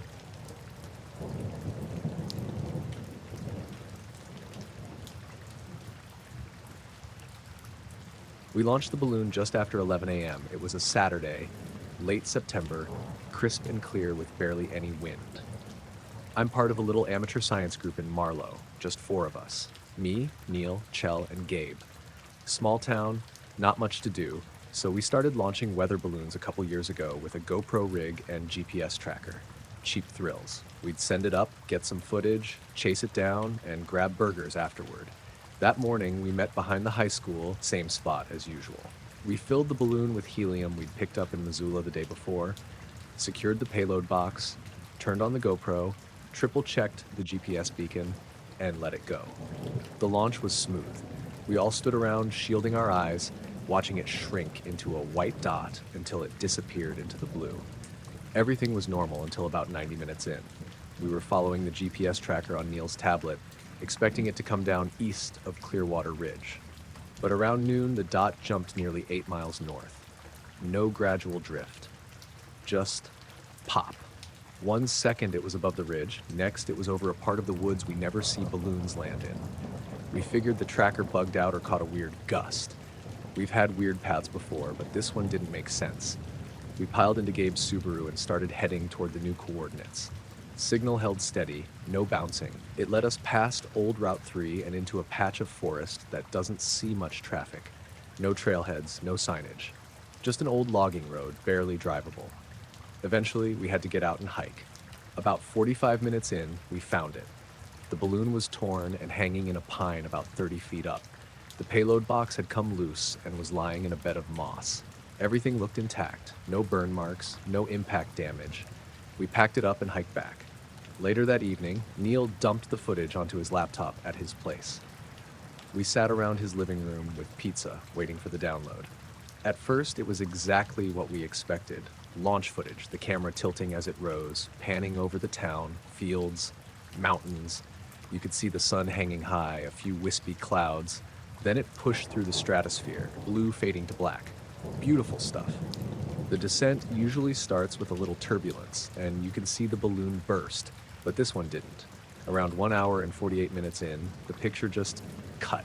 No pop, no spinning, just a sharp flick to static and then a new image. It was stars, bright, crisp stars, dozens of them, like it was shot from space. But here's the part I can't explain. There was no Earth, no curve, no clouds, no fading atmosphere, just a black sky full of stars, sharp and bright like it was nighttime in the desert. And the timestamp? 12:37 p.m., full daylight. There were 40 seconds of that footage, just the stars. No movement. No sound. Our GoPro didn't record audio, but even if it had, I don't think there'd have been anything. Then it cut again, this time to static. It stayed on static for another 20 seconds, then the recording ended. Neil thought maybe the GPS signal had delayed and we were seeing night footage that somehow got appended to the end, but it was all continuous. We checked the metadata, one clean file, no gaps, no edits. We ran it through video recovery tools just in case. Same result. Chell got up to smoke on the porch. When she came back, she asked us if we'd noticed the weird smell. We hadn't. But once she said it, we did. Not strong, just this faint, acrid scent, like melted plastic, but colder, if that makes sense. It was coming from the payload box. Neil opened it again. The GoPro was still warm. That wasn't unusual. They get hot sometimes. But the inside of the box had condensation, just a thin layer on the foam lining. That didn't make sense. It hadn't rained. The air outside was dry. The temperature up there should have frozen everything. But this wasn't ice, just damp. We didn't say much after that. Gabe left early. Chelly stayed maybe 15 more minutes before heading out. I stayed with Neil a bit longer, helping him back up the footage. Around 10:30, while we were sitting there, his lights flickered. Just once. Then his phone buzzed. He checked it and frowned. Huh. No bars. My phone said the same. No service. That almost never happens in town. Maybe once during a heavy storm, but it was a calm, clear night. I left shortly after. As I drove home, I kept thinking about that star footage. The frame never wobbled. The stars didn't shift at all. No spin. Nothing. It was like the camera was perfectly still, pointed at a fake sky. Next morning, I woke up to 3 missed calls from Neil. When I called him back, he said the GoPro wouldn't turn on anymore. Totally dead. He tried charging it, switching cables, even opening the casing. Nothing. The SD card still worked, but the camera was toast. We met up that afternoon. He wanted to try launching again, just to test the equipment, maybe next weekend. I said sure, but we never got around to it. Chell didn't return our texts for a couple days. When she did, she said she'd rather not do another balloon for a while. We never posted that video. Didn't show anyone else. Neil still has the original file. I have a copy too. Every now and then I pull it up, skip to that last 40 seconds. Just stars. Too many of them. Way too many for where we were.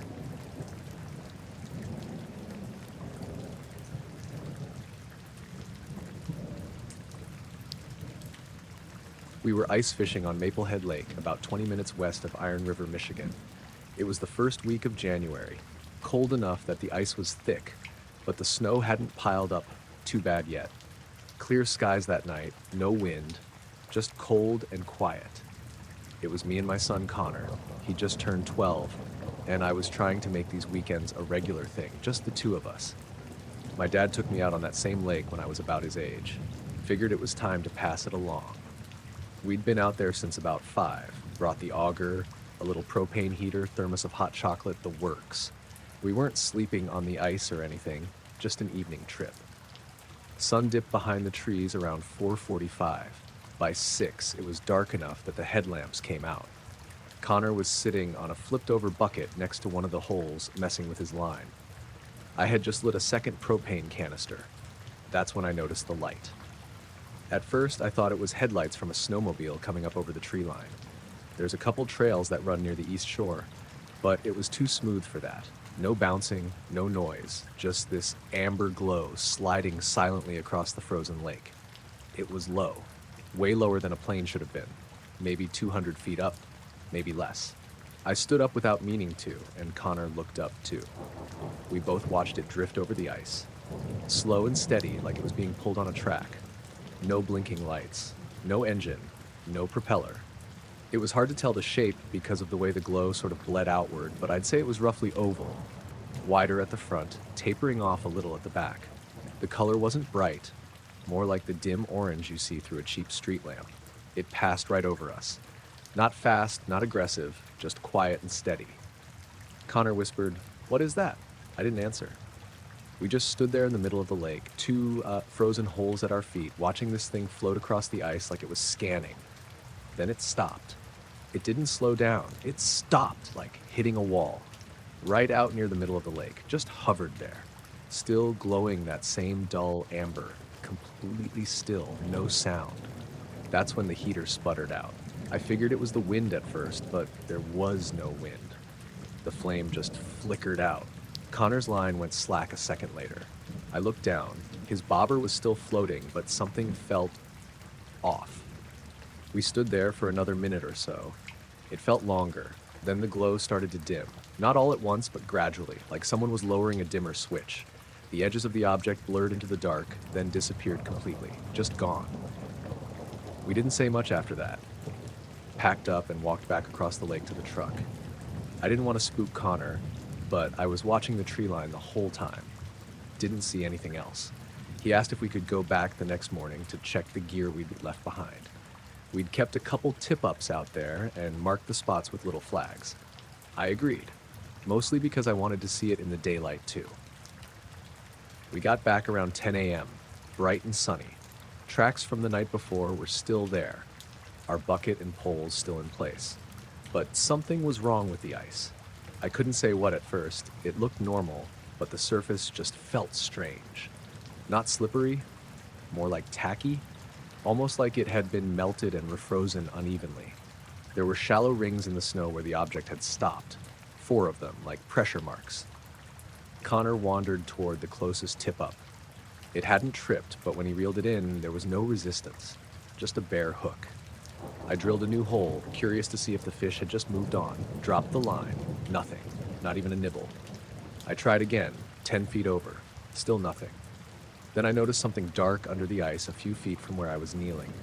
Looked like a shadow at first, but when I cleared the snow and got a better angle, I could see it clearly. It was a fish, not just one, dozens, all suspended just under the ice, motionless, dead. They weren't frozen in place like during a normal winter kill. They were all intact, eyes clear, bodies unmarked, just hanging there like they'd all stopped swimming at once.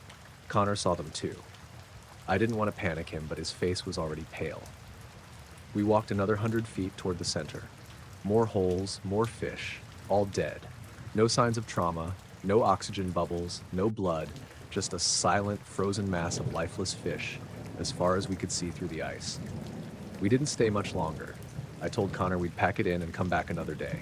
He didn't argue. We walked back without speaking, loaded the gear in the bed of the truck, and drove home. That night, I sat out on the porch with a beer, just watching the woods behind the house. I didn't see anything. No glow, no movement. Just cold and quiet again. Next morning, I called up Denny Blake, who runs the bait shop near the main trailhead. Told him we'd found a bunch of dead fish out on the lake, and maybe he ought to let the others know. He said a few other folks had mentioned something similar. No bites, empty holes, weird patches under the ice. No one brought up the light. I didn't either. We haven't been back since.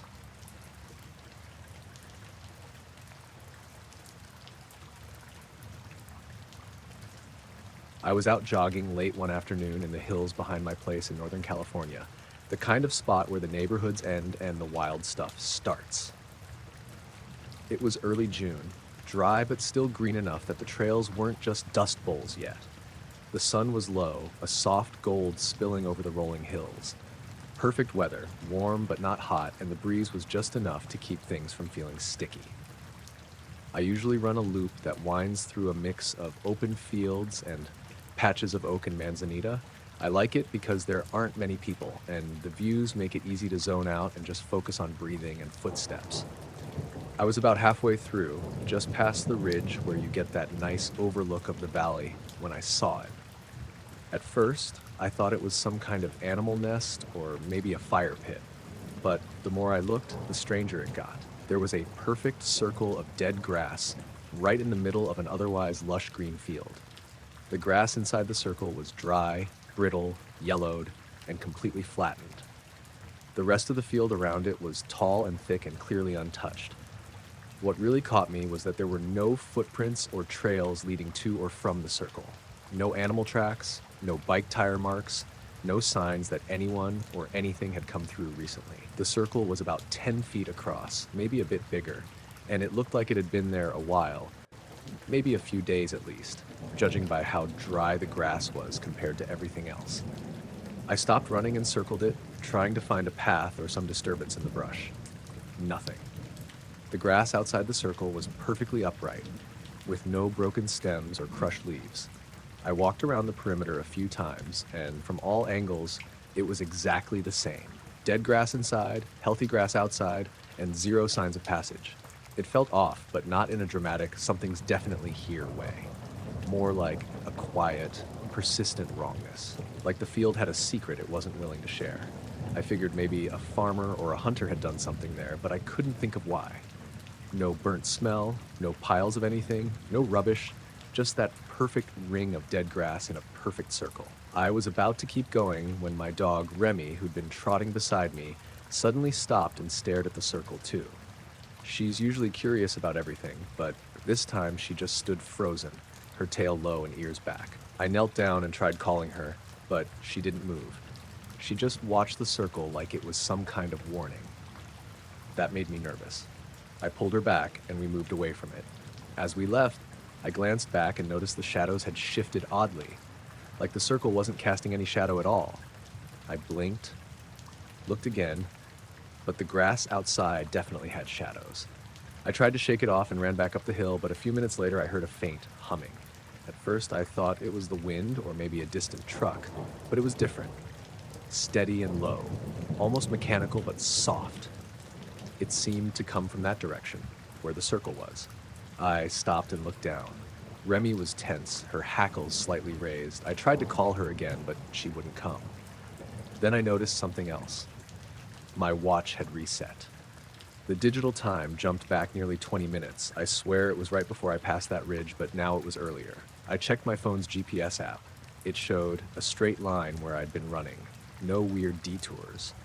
But the clock and what I remembered didn't add up. I decided to get out of there. I jogged back the way I came, watching the tree line and the fields like I'd suddenly become paranoid. The humming stopped after a while, but the feeling stuck, like I was being watched or followed. At the car, I let Remy drink water and settled down, but I kept glancing back toward the hills. The circle and that weird silence in the field didn't make sense, and the time jump was a freaky detail I couldn't explain. The next day, I went back with a couple friends and a camera, thinking maybe someone had hoaxed it or it was something natural I just didn't get. But when we got there, the circle was gone. The grass was all the same color, same height, no dead patch. We looked all around, no sign anything had been disturbed. I took photos and video from the same spot, but there was no trace of it. Since then, I keep thinking about how the grass was so perfectly dead inside that circle, and how no one or thing had walked in or out, and how Remy reacted, and that humming. I can't say what it was, but something about that spot was off, like it didn't belong in the world I know. I don't run out there anymore.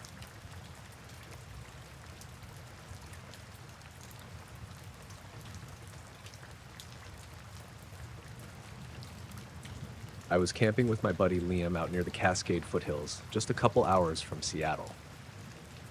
We picked a spot off this barely marked forest road where the trees were thick, but the ground was mostly dirt and needles, nothing too overgrown. It was mid-September, cool enough at night that we needed jackets, but still warm during the day. We were looking to get away from everything, just some quiet time with no cell signal and no people for miles. We set up our tents early Saturday afternoon, about 24 feet apart in a small clearing near a creek. Liam had brought his dog, a lean husky mix named Scout. Scout was mostly chill, but had this weird habit of staring off into the trees for minutes at a time, totally motionless. It never really bothered us before, just one of those dog quirks. We spent the day hiking a little, checking out the creek and trying to spot any wildlife. There were some birds, squirrels, and the usual forest noises, but nothing that stood out. When we got back to camp, we cooked dinner over the fire, then sat around for a while, talking and watching the stars come out. The sky was clear, and the Milky Way stretched overhead like a faint smear of light. I remember turning in around 11:30. Liam's tent was quiet. Scout curled up at his feet. I didn't hear anything unusual that night. No rustling, no strange noises, just the soft crackle of the dying fire and the occasional hoot of an owl. The weird stuff started the next morning. I was the first up, probably around 7. I looked out of my tent to check the fire pit, and that's when I noticed the food bags were gone.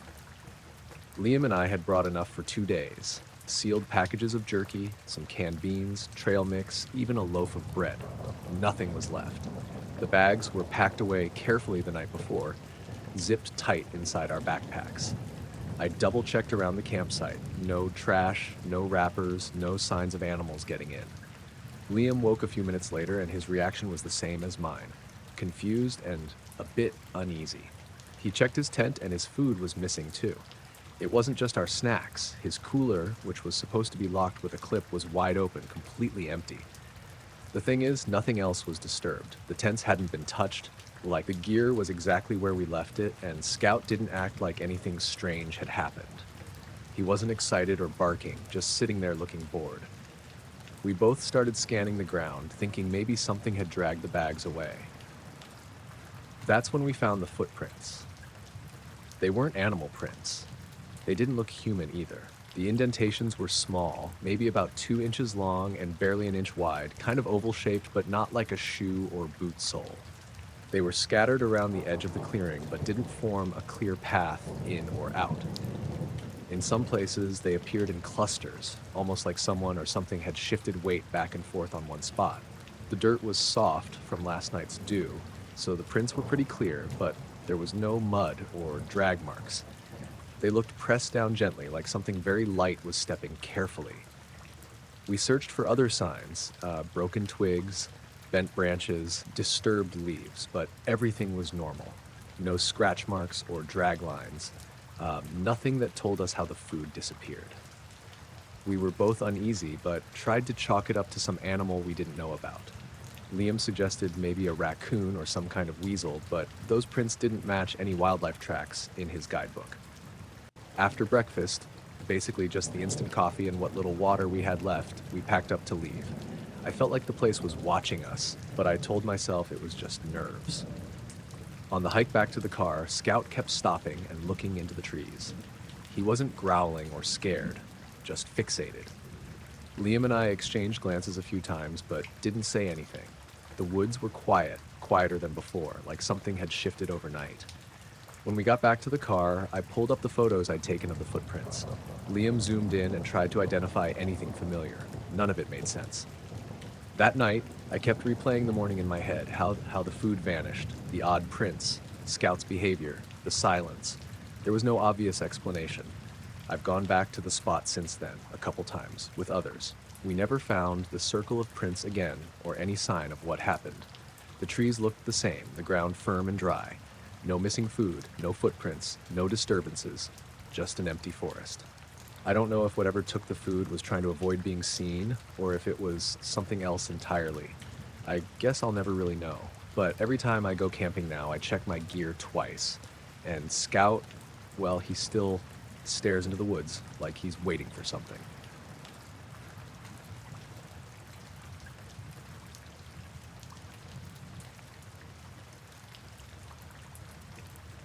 I'd been driving all day, pulling my rig from Oklahoma to Colorado, the usual grind for long-haul trucking. It was late October, just after dusk, and the sky was heavy with low clouds, the kind that smell like rain but don't quite deliver. I was tired, and my eyes were starting to blur from the endless stretch of highway, so I decided to pull into this rest area I hadn't used before, a little patch of asphalt off the interstate, ringed by thick woods. I killed the engine, stretched my legs, and grabbed a thermos of coffee before stepping outside. The air was crisp and smelled like wet leaves and pine. Birch, my German Shepherd mix, padded alongside me, tail wagging but cautious. He always knew when something was off, even if I didn't. I leaned against the side of my truck, sipping the coffee, trying to wake up. The rest area was mostly empty, except for one car parked near the edge of the lot, close to the tree line. That's when I noticed it, a figure standing just inside the woods. It was about 6 feet tall, but what caught me off guard was the glow. It wasn't bright, more like a soft, pale light radiating from the figure itself.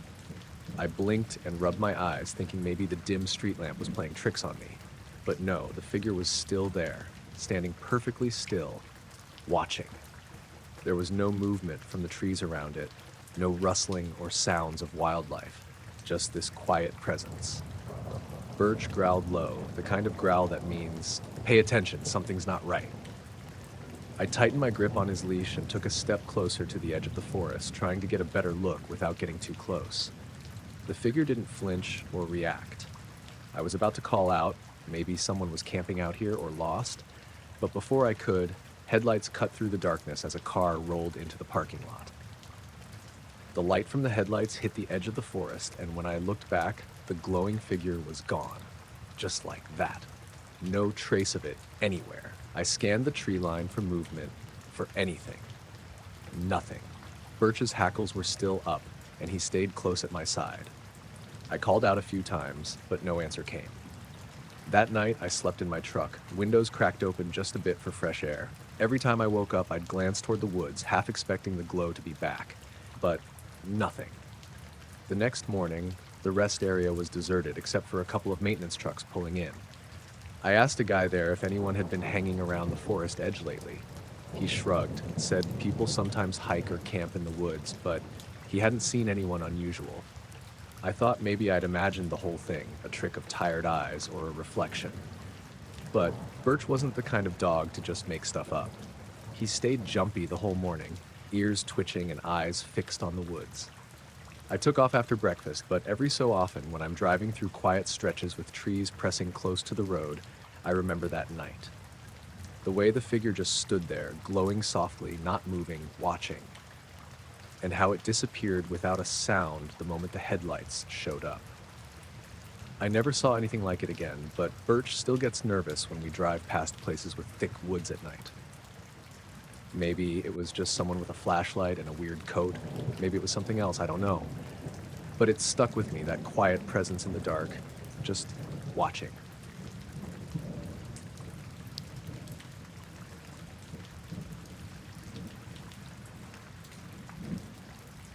I woke up to cold air hitting my face. That was the first thing I noticed. Not the kind of cold from a draft or breeze, but like the temperature around me had dropped suddenly. I was camping alone, up near Lake Shasta on the north side where there aren't any official sites. Just forest and steep hills and the occasional logging road that gets washed out after winter. I'd pitched my tent at the base of a slope maybe 100 yards from the shoreline. It was late September, clear and dry during the day, but it got chilly at night. I'd made a small fire, cooked a tin of chili, and crashed around 10. Slept hard.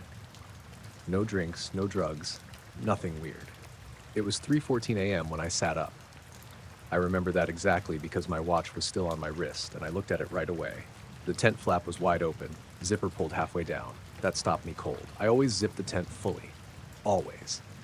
Its habit keeps the bugs out, keeps the heat in. I don't leave it open, even when I get up to pee. At first, I thought maybe I'd unzipped it in my sleep. I've never done that before, but I guess anything's possible. But then I saw my gear. Everything electronic, my phone, GPS, headlamp, even my spare battery pack, was outside the tent, arranged in a straight line on the pine needles. About 6 feet out, just beyond the lip of the rainfly, all lined up perfectly, with a few inches between each. Like someone had taken the time to place them that way. I stared at them for a long time. None of them were turned on. My phone was powered off completely, which I never do. It stays in airplane mode when I'm out there. The GPS was off too. The headlamp, I'd left that inside, zipped into the tent's gear pocket, was sitting with the rest, bulb facing up. It didn't feel like a prank. No one else was out there. I hadn't seen a soul since I parked 2 days earlier and hiked in. The area is pretty remote, and I know the trails. If someone had come into my sight, I would have heard them. But I hadn't. There was no noise, no footprints around the tent. The pine needles looked undisturbed, except for where I'd walked the night before. I checked my pockets. Wallet, knife, keys, all there. I should have packed up right then, but I didn't. I told myself maybe I'd had some kind of episode. Maybe I got up half asleep, moved my stuff, forgot. That made less and less sense the longer I sat there, but I held on to it. I gathered everything up and did a quick sweep around the tent. Nothing else seemed touched. I zipped the flap tight again, locked it with a little clip I keep for peace of mind, and laid back down. I didn't sleep after that, just listened. The forest was quiet, too quiet. No wind, no bugs, no rustling. It was like everything had shut off. Around 4:30, I finally started to drift, not asleep exactly, but that heavy, half-conscious kind of rest. I noticed with a soft clicking sound, very faint, regular, like two pieces of plastic tapping together. It was coming from behind the tent on the uphill side. I froze. The clicks would go for a few seconds, stop, then start again. Always the same rhythm. Click, click, pause, click, click. I didn't unzip the tent. I just lay there, breathing slow, trying to decide if it was an animal or branches or something else. It went on for maybe 5 minutes, then stopped completely. I waited another 10, then sat up and turned on the headlamp. Dead. Battery drained. That thing was fully charged the day before, and I hadn't even used it yet. I tried my GPS next. Nothing. My phone powered on, but the screen was glitching, flickering and jumping between apps like it was being remotely accessed. Then it shut down on its own and wouldn't turn back on. Sunrise couldn't come fast enough. When it did, I got out of the tent and checked the slope behind me. There were marks in the dirt. Not footprints exactly, more like depressions spaced a few feet apart, leading in a zigzag down from the trees toward my tent and stopping just short of the rainfly. The dirt was dry and loose, but whatever had made those impressions had been heavy enough to leave an indent, then disappear. I walked out to the lake, trying to clear my head, and when I turned back toward the camp, I saw a shape in the trees, just standing there, still. It was far, maybe 50 yards, and mostly behind a trunk, but I could see part of a shoulder, maybe a head. I called out. No response. When I stepped toward it, it moved, quick and silent, deeper into the woods, gone in seconds. I didn't chase it. I packed everything up fast, shoved gear into my pack without folding or wrapping anything. I was on the trail within 10 minutes, hiked all the way back to the truck in under 4 hours. When I finally had signal again, my phone still wouldn't boot. I tried charging it from the car. Nothing. I had to get a new one a week later. The repair guy couldn't recover anything. Said the hardware was corrupted. Same with the GPS. Never powered on again. The headlamp was the only one that worked after a battery change, but the bulb flickered when I turned it on, like it was struggling to stay lit. I haven't camped solo since. I still go out sometimes, but always with friends. I still bring my gear, still zip the tent tight, but every now and then, I wake up in the dark and check to make sure everything's still inside. Still zipped, still there.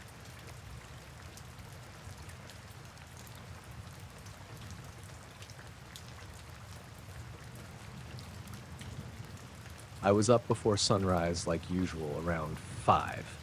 It was early April, still chilly in the mornings. Frost on the grass, breath visible when I stepped out, the kind of cold that settles into your fingers before the sun gets over the trees. My place is about 15 miles outside of La Junta, Colorado. Flat land, few neighbors, mostly dry grazing pasture, and a windmill pump that's been coughing since February. I've got 18 head of cattle, mostly Hereford mixes, and 2 mules named Dot and Charlie. That morning, I walked the fence line with my coffee and counted the herd like I always do. They were bunched up near the east fence, huddled together like they do when the wind shifts overnight. But one of them was standing off by herself, Nora. She's a 6-year-old cow, calm temperament, not prone to spooking or wandering. But that morning, she was about 60 yards from the others, dead center in the lower field, just standing there. Didn't look hurt, no limping, no signs of a fall, but she wasn't grazing or chewing or flicking her ears like normal. She was stiff, legs locked, neck rigid, head straight forward, eyes wide open, like she was watching something I couldn't see. I called her name and walked a little closer. Usually if you get within 20 feet, she'll turn and look, or at least blink. But she didn't move, didn't even twitch. I figured maybe she'd gotten stuck in a ditch or stepped wrong and was just scared to move. I went back to the barn, grabbed a halter and some feed, came out thinking I'd coax her in slow. She hadn't moved an inch. By now the sun was fully up, warming things a little, but the air still had that dry, static feel. No birds, which I didn't think about until later. I came up slow from the side, didn't want to startle her. Still nothing. Her chest was rising, so I knew she was breathing, but shallow. No sound, no swishing tail, no stomping flies. When I got close enough to touch her, I hesitated. Something felt wrong. Not danger, exactly, just that out-of-place feeling, like walking into a room and forgetting why. I touched her flank. She didn't react. Her muscles were tense, hard under the skin, rigid. I moved to her head, waved my hand in front of her eye. No blink, just glassy and wide, pupils huge. I put the halter on and tried to guide her back toward the pen. Nothing. She might as well have been a statue. That's when I heard the sound. A low humming, so faint I almost missed it. Not coming from her, and not from the windmill. It was off to the north, above the tree line. I turned and scanned the horizon. Nothing in the air, no planes, no dust trail from the road. Just that steady hum like electricity through metal. It didn't get louder or change pitch. I stood there listening for a long minute, holding the rope, staring out at an empty sky. Then I looked back, and Nora's eyes were tracking something. She hadn't moved her head, but her eyes had shifted, just a bit, left to right, slowly.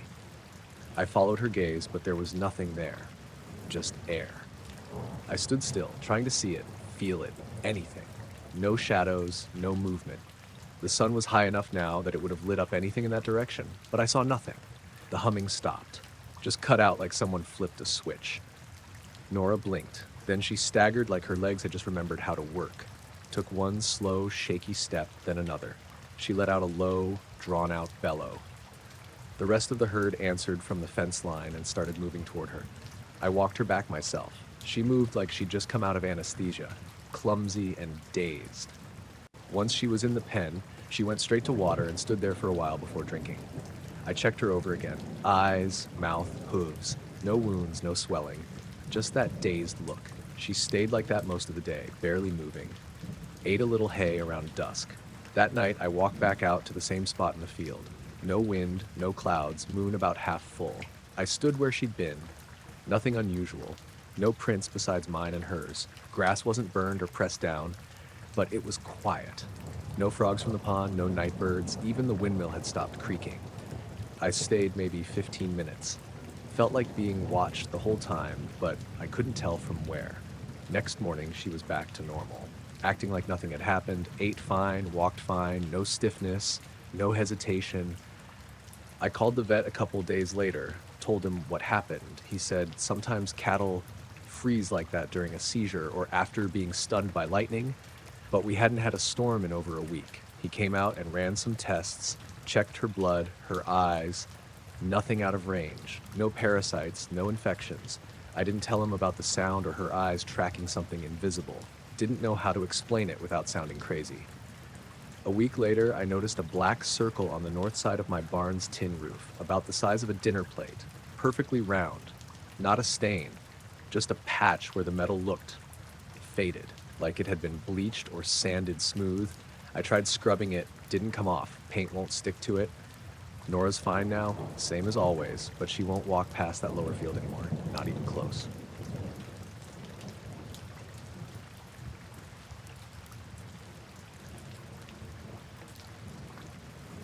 I was flying a routine cargo run out of Boise one late October evening. Nothing out of the ordinary had come up all day, just the usual slow grind of loading, pre-flight checks, and the monotony of pushing the throttle forward to climb out over the mountains. I was flying a small twin-engine turboprop, a Cessna 441. Nothing fancy, but it got the job done. The weather was clear, a crisp fall night with a thin crescent moon hanging low, just enough light to outline the peaks below. I'd reached cruising altitude around 9,000 feet, and the only company on the radio was ATC, keeping it light since the airspace wasn't busy that late. My co-pilot, Joe, had just taken over for a quick break in the cockpit, and I leaned back in my seat, staring out the window at the endless black sky sprinkled with stars. About 30 minutes into the flight, I noticed something strange out the left side window. At first, I thought it was just a cluster of stars or some distant city lights, but the shapes moved, too deliberate to be anything natural. I rubbed my eyes and focused. There were 4 lights arranged in a loose diamond formation, darting across the sky. The weird part was how they moved. Not the smooth arcs or steady course of planes, but quick zigzag motions, sharp turns that didn't make sense aerodynamically. I called Joe over quietly. "Hey, look at that." He squinted, adjusting his headset, and nodded. We both watched as the lights shifted left, then right, moving in ways no conventional aircraft would. The lights stayed roughly the same size, which meant they weren't planes far off in the distance. They didn't blink or flash the typical navigation lights either, just steady, bright dots.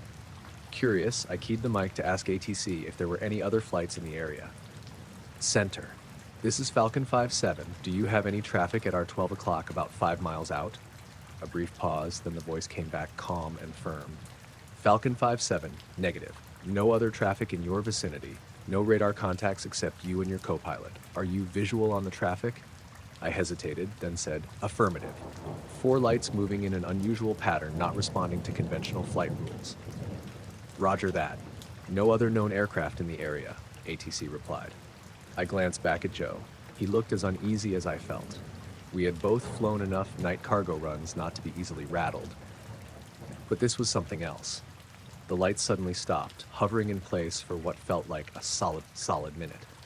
Then, without warning, they zipped up and away, shooting straight up toward the edge of the atmosphere faster than anything I'd ever seen. The climb wasn't smooth, more like they flicked a switch and disappeared into the stars. We were silent for a moment, then I called ATC again, but there was no response. I toggled the radio, but it was dead. No static, no crackling, just silence. I checked all the comm switches, but everything was normal. After a tense few seconds, the radio suddenly popped back on. "Falcon 57, you there? We had a brief comms glitch, sorry about that." I nodded even though they couldn't see me. "Copy that. No other traffic?" "Negative. You're the only blip on radar in this sector." I kept watching the sky, but the lights were gone, no trace left.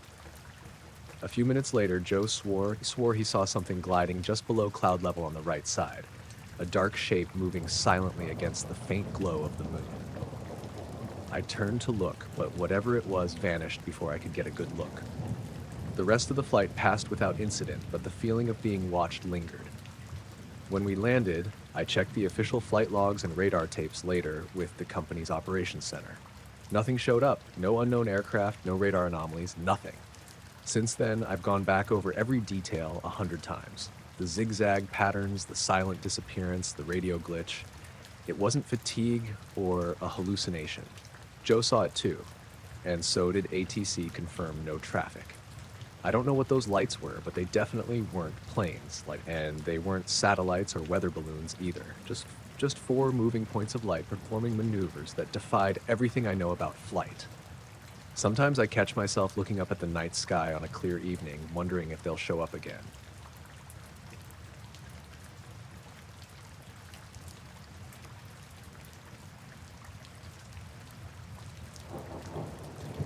I'd just gotten back into jogging after taking a few months off for a sprained ankle. Nothing dramatic. Stepped off a curb, weird, walking my neighbor's dog, of all things. But that night, my 3rd run back, I was finally starting to hit my rhythm again. It was a little past 9 p.m. in late August. Still hot, but not unbearable. The kind of sticky Missouri heat where the air feels heavy, but it cools just enough once the sun's been down a while. I ran the trail that loops around Millwood Park. It's a small one, nothing special. 1 paved path, some scattered benches, a duck pond, and a few swing sets with that faded blue rubber flooring. It backs up against a residential neighborhood on one side and a small stretch of woods on the other. Pretty quiet most of the time. I like running that loop after dark because no one's ever really there. Just a couple dog walkers sometimes, maybe some teenager vaping behind the gazebo. That night, I didn't even see that. I had my earbuds in at first, but I took them out after the first lap. Not sure why. Something about the stillness made me feel weird about not being able to hear what was going on around me. It wasn't like anything felt wrong, exactly. Just off. There were these little things I started noticing as I rounded the bend near the tennis courts. First, I realized I hadn't seen a single car on the roads that bordered the park. Usually, you'll catch headlights going by every couple minutes. Parents picking up their kids from practice, people driving home from late shifts, but the road was just empty. Then there was this weird rhythm to the sounds around me. The bugs were still going, cicadas, crickets, whatever else, but they were all in sync, not just loud, synchronized. It was like someone had looped an audio track of summer night noises and was playing it through a giant invisible speaker. No variation, no layers, just the same rise and fall over and over. I slowed down a little and glanced around. The park looked normal. Everything was lit by those tall orange street lamps they've got spaced out along the trail. I passed the metal trash can near the basketball court and noticed it was full, but not overflowing. The water fountain was dripping, all totally ordinary stuff. But the more I looked, the less natural it all felt. The way the shadows stretched, how nothing seemed to move unless I moved. I don't know how to describe it better than that. I was just finishing my second lap when it started happening. I just passed the duck pond again and was heading toward the cluster of 3 streetlights near the playground when the first one flickered. Just a little at first, like a bulb going bad, but then the next one flickered too. Then the third. They were perfectly spaced, like 30 feet apart, and all 3 started flickering in sync. Buzzing, dimming, brightening. Buzzing again, then dim, then nothing, then back on, then off again. I stopped running, pulled out my phone and checked the time, 9:13 p.m. I stood there and watched, trying to figure out if maybe the power grid was acting up. We'd had a thunderstorm 2 nights earlier, maybe something got fried. But that didn't explain the timing or the weird deliberate rhythm, because that's what it felt like, deliberate. After maybe 20 seconds of flickering, they all went dead. Not just off, dead. No buzzing, no glow, just black poles in the dark. And then everything else went quiet too, instantly. No bugs, no leaves rustling, no distant cars, total silence, like someone vacuumed the air out of the park. That's when I noticed the light.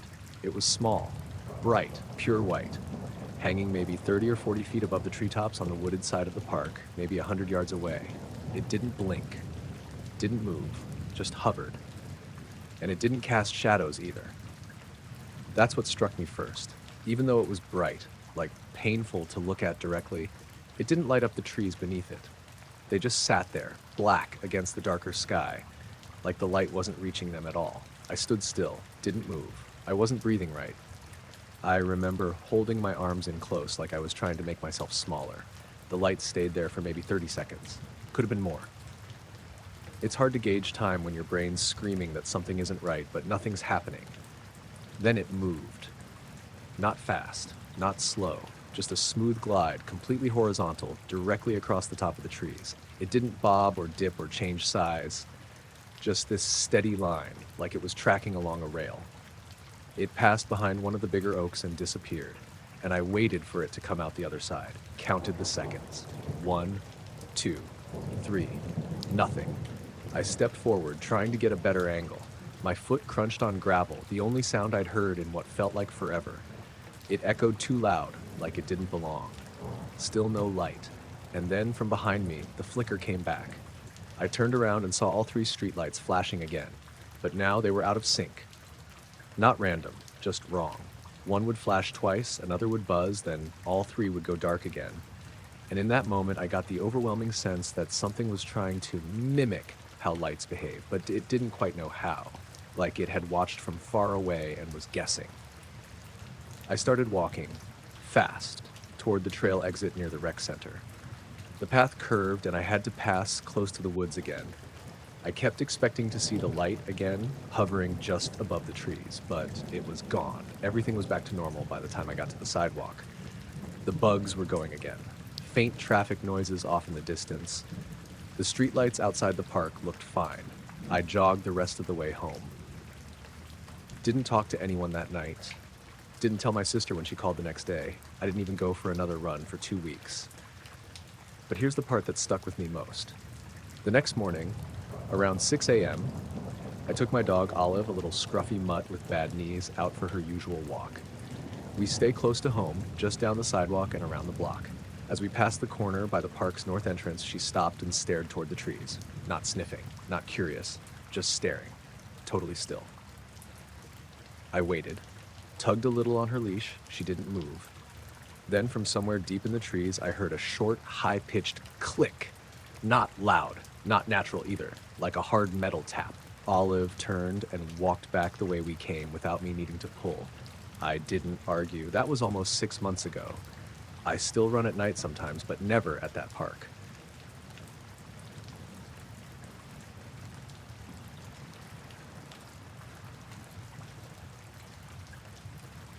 It happened back in late April. Thursday night going into Friday. I remember because I'd worked late, second shift at the plant, done by 12:30, home a little after 1. I live in a cul-de-sac just outside of Newton, Iowa. Quiet neighborhood. Old ranch-style houses, modest yards, nothing fancy. Everybody knows each other well enough to wave, but no one's real nosy. It's the kind of place where people still leave their porch lights on all night without thinking about it. That night was calm. Clear skies, no wind, maybe mid-40s. I came in, dropped my boots by the door, poured a glass of tea, and sat on the couch to unwind a bit before bed. My dog, Finley, she's a blue heeler mix, was already zonked out on the rug near the sliding door. At exactly 2:17 a.m., every electronic thing in the house shut off at once. Lights, TV, router, even my watch backlight. The fridge made a weird chuffing sound and went quiet. Then, maybe 2 seconds later, everything blinked back on, like a power flicker, but there wasn't even a hum. No surge, no flicker from the bulbs, just off, then on. And at the exact same time, Finley leapt to her feet and bolted down the hall. Not barking, just gone. She wedged herself under the bed in the guest room, which she never does. She's not a nervous dog, doesn't care about fireworks or thunderstorms. This was different. A low rumble started maybe 5 seconds after that, not thunder. It was deeper, steadier. You didn't hear it as much as feel it, like standing near a big truck engine, but there were no engines around. I opened the sliding door to see if it was something outside. It was quiet. Too quiet. Not just no traffic or wind, no bugs, no night birds, no distant train whistle.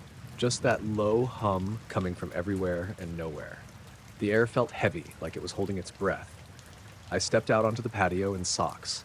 It was cold against the concrete. Nothing was moving. The neighbor's porch light across the street was still on, but I noticed something weird.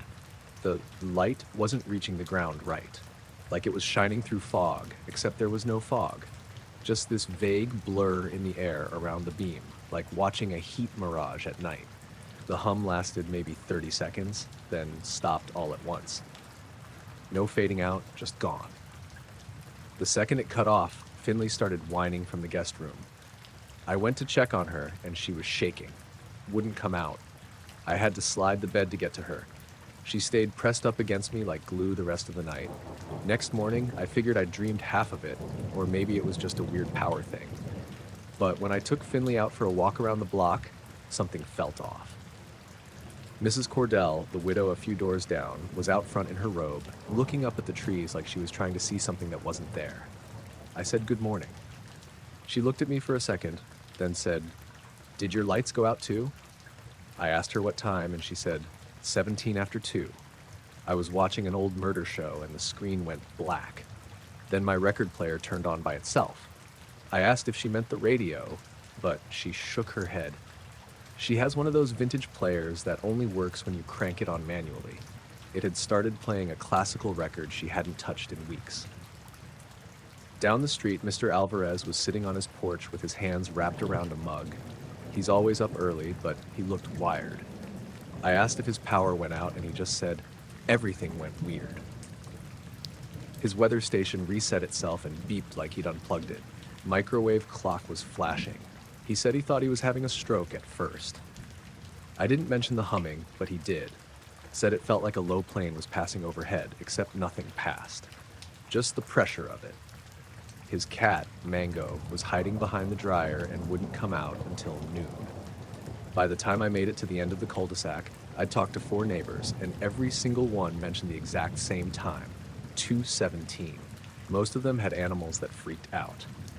Mrs. Cordell's usually mouthy parrot didn't make a sound until dinner. The McKay's retriever chewed through the baseboard in the laundry room. I decided to check my router logs when I got back inside. I'm not super tech savvy, but it's an old habit from troubleshooting streaming issues. The log showed a gap, completely blank, from 2:17:03 sent to 2:7:44. Then everything resumes like nothing happened. That night, just out of curiosity, I set up a trail cam in my backyard. Nothing fancy, just an old bushnell that straps to a tree. I pointed it toward the back fence, figuring maybe a coyote or raccoon had wandered through and spooked Finley. I also left my phone on the windowsill recording audio from 2 to 3 a.m., just for the hell of it. The next day, I checked both. The trail cam had 3 videos from that hour, but one stood out. Timestamped 2:17:18, 30 seconds long. It showed the yard, still and empty, then suddenly lit up by 3 distinct pulses of light. Not lightning, there was no flash and fade, just quick, cold pulses. Each lasted maybe half a second. The shadows from the trees jumped like something overhead passed by, but there was no object in frame. Just the shadows shifting wrong, like they were responding to something invisible. The audio from my phone was worse. At exactly 2:17:12, there's a sharp crackle, like microphone feedback, followed by a very low vibrating tone.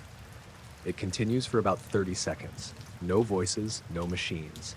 Just that sound, and at one point the faintest thump, like something touched the glass of the window. I didn't sleep well for a while after that. Neither did Finley. She started avoiding the back door completely. I had to move her food bowl to the kitchen. Even during the day, she'd look up at nothing, ears pinned, like she was tracking something I couldn't see. About a week later, I printed a flyer and stuck it in the mailboxes of everyone in our little loop. Just said, "Did something strange happen around 2:17 a.m. last Thursday night?" and included my phone number. 8 people texted. 2 called. Every single one had something go weird with electronics or their pets. One guy's security camera had corrupted footage. It froze at 2:17 and skipped to 2:18 with static in between. The Kleins, who live at the end of the street, said their whole fish tank lit up like a strobe for no reason. The power strip wasn't even on. Nobody saw anything in the sky. Nobody remembers a flash or a crash, but every clock was the same. Every pet acted like the world was ending, and no one can explain the sound. It never happened again. Not like that. But every now and then, once every couple months, Finley still wakes up at 2:17 on the dot and stares at the ceiling like she's waiting for something.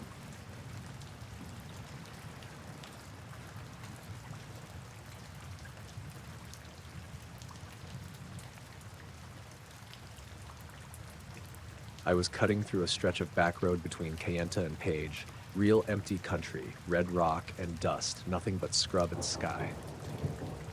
It was late afternoon, but the sun was dropping fast behind the cliffs, turning everything orange and long-shadowed. I'd left Phoenix that morning and figured I'd stop for gas in Page, maybe grab a room if I got tired. The GPS had routed me onto this weird, narrow highway, State Route 98. It wasn't a road I'd ever taken, but it seemed faster than going around. My signal had cut out an hour earlier, but the map was still loaded, so I just kept going. I hadn't seen another car for a good 30 miles, not one. No billboards, no gas stations, no fences, just mesas and sand. It was almost peaceful until it wasn't. I first noticed it when I came over a rise and dipped into this shallow canyon. The road curved, then ran straight for a long stretch between 2 ridges. I checked my rear view, habit, I guess, and saw headlights, 2 of them. Close. I hadn't passed anyone. There were no turnoffs, no lights behind me for hours. But now, clear as day, someone was following me. I slowed down a little to let them catch up, thinking maybe it was a ranger or a local. But the lights kept the same distance, not gaining, not falling back, just there. I tapped my brakes a few times. Nothing. They didn't flash theirs or react in any way. The weirdest thing was I couldn't see the car, just the lights. Bright, like high beams, but not blinding.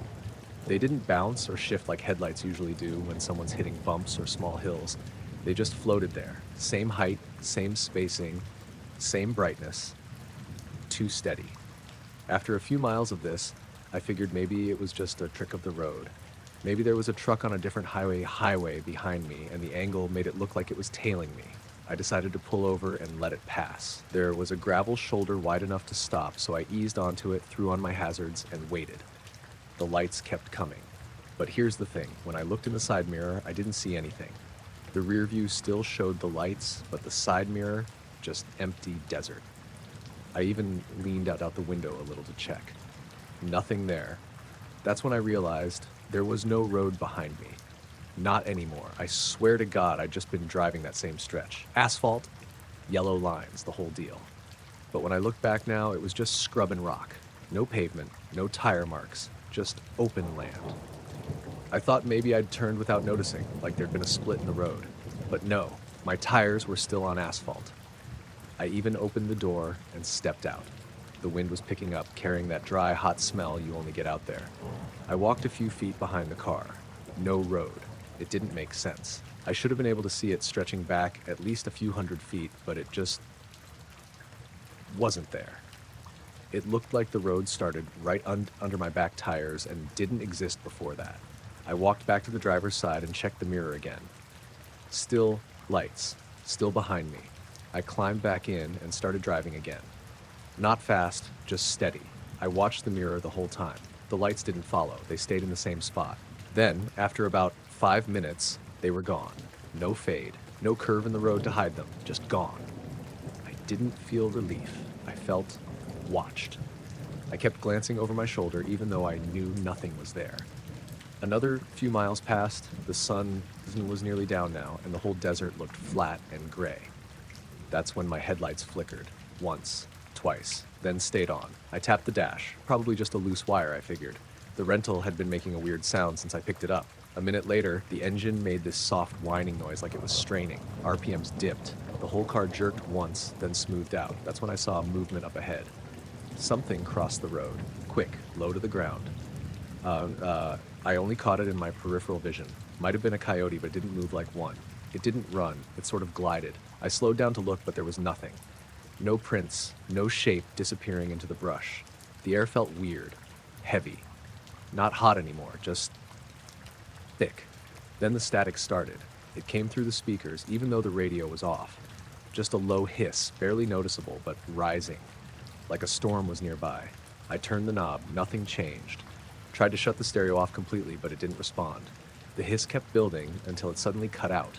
Silence. That's when I noticed the sky. It wasn't dark yet, not fully, but the stars were already out, except above me. Directly overhead, there was this perfect circle of empty sky. No stars, just blank. It didn't look like a cloud. It was too precise, too still. I kept driving. A mile or two later, I saw lights again, but not behind me this time. Off to the side, maybe half a mile out, floating low over the desert. Two of them, close together, moving slow. I figured it might be a drone or a tower, but then they split. One went left, one went right.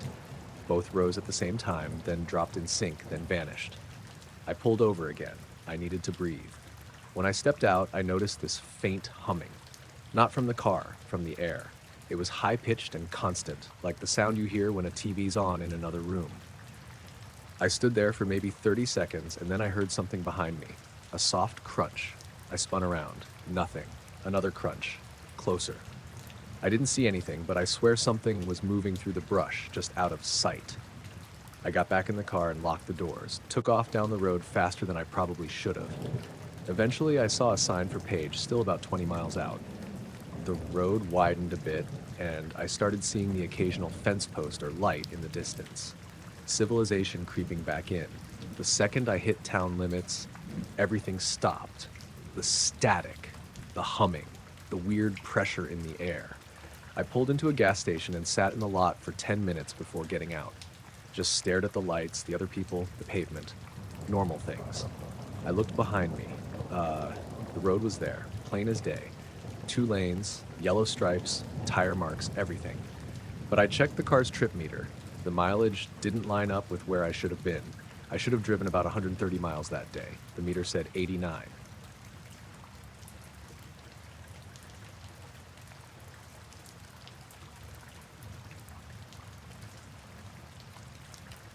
It started on a Thursday night, or maybe it was Friday. I don't keep track of days very well when I'm running on little sleep, which was basically every week lately. But what I do remember is that around 3:12 a.m., every single night for about 2 weeks straight, there was this weird humming above my house.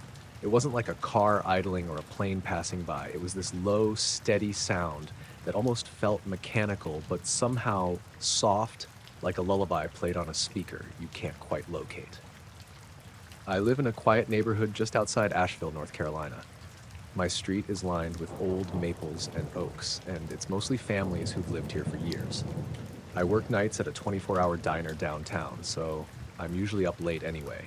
But this humming didn't start until I'd been home for a while, around 2 or 3 a.m. I'd be lying in bed, half drowsing, when suddenly that noise would creep in, like a faint buzz in the air. At first, I thought it was something with the house, maybe the heater or a neighbor's generator. But it was too precise. Always the same time, down to the minute. 3:12 a.m., like clockwork. The first time it happened, I ignored it, thinking it was just me being tired or maybe some weird sound from the woods behind my backyard. I live close to a small patch of woods, just enough for deer or raccoons at nothing big. But the humming was different from any animal noise I'd heard. The second night, it got louder. Louder enough that I couldn't just pretend it was background noise anymore. I rolled over and looked at the clock.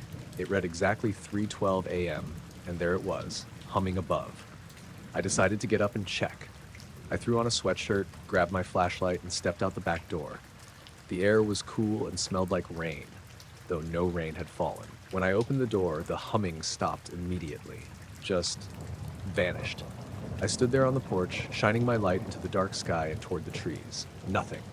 Not a plane, not a drone, not a single moving light. The night was quiet except for the usual sounds of crickets and an owl somewhere far off.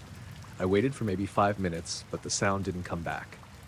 Confused, I went back inside, locking the door behind me. The humming never returned that night. The next few nights followed the same pattern. Just before 3:12, I'd start to hear this steady, almost musical drone. It was so subtle, it almost felt like it was coming from inside my head, but it definitely was outside. The moment I opened the door, it stopped like someone flipped a switch. I asked my neighbors if they'd heard anything, but most of them said they slept through the night or hadn't noticed anything strange. One older guy, Jim, who lives 2 houses down, said he sometimes hears strange sounds from the sky, but figured it was just planes or the wind messing with power lines. I didn't mention the exact time or that it stopped whenever I went outside. I started paying attention to other odd things happening around those hours. Sometimes the streetlights would flicker briefly just before the humming started. I'd look around and see nothing unusual, but it felt like the neighborhood was holding its breath for a moment. One night I tried to record the sound on my phone. I set up the recorder on the kitchen counter and waited. When the humming started, I pressed record and listened. Then I opened the back door to see if it would stop again. Of course it did, right as I stepped outside. When I checked the recording later, the humming wasn't there. Not even a hint of it. It was like my ears were hearing something that my phone couldn't pick up. After a week, the feeling of being watched started creeping in. When the humming began, I'd get this prickling sensation on the back of my neck, like something was hovering just beyond sight. I'd glance up at the sky and see, well, nothing. Just the dark clouds or stars hidden behind them. I started walking around the yard with my phone flashlight on, shining it up into the treetops and sky, trying to catch something. The trees looked normal, shadows moving with the breeze. But I had this uneasy feeling that I wasn't alone. One night, I noticed the humming was slightly different, more intense, like a cord being held a little longer, vibrating through the air. I thought maybe it was a plane or helicopter at first, but I'd seen and heard those before, and this was different. It was too quiet, too controlled. At some point, I found myself pacing inside the house during those moments, opening and closing doors, turning lights on and off, trying to distract myself from the noise and the feeling that whatever was making it was waiting for me to come outside again. One morning, I woke up early, well before dawn, and noticed my wristwatch was off by a few minutes. It had never happened before, and I wasn't sure if I'd set it wrong or if it had just lost time. But that day, my phone's clock was off too, by exactly the same amount. 11 minutes. I checked every clock in the house, the wall clock, the microwave, the alarm clock. And they all showed times that didn't line up with each other. I reset them all, thinking maybe a power surge caused it, but it happened again the next night. That was when I got a little freaked out. I started writing down the exact times the humming happened, the times on my clocks, the flickering streetlights, and the way Clover, the old border collie I'd had since I moved here, would stop and stare at the sky just before the humming began. Clover was weird about those nights. Normally she sleeps like a rock, but during the humming, she'd suddenly lift her head, ears straight, eyes focused upward. Then she'd let out this low whine, not scared exactly, but uneasy. She'd sometimes try to go outside to the backyard, but I'd keep her in. The last night I went outside during the humming, I stood on the porch with the door wide open, holding Clover's leash tight. The sound was there, soft and steady, and when I looked up, I thought I saw a faint glow behind the clouds, like a light source shining through thick fog. But the moment I stepped fully outside, the humming cut off like someone pressed mute. I strained my eyes but saw nothing. No lights, no shapes, just darkness and the usual tree shadows.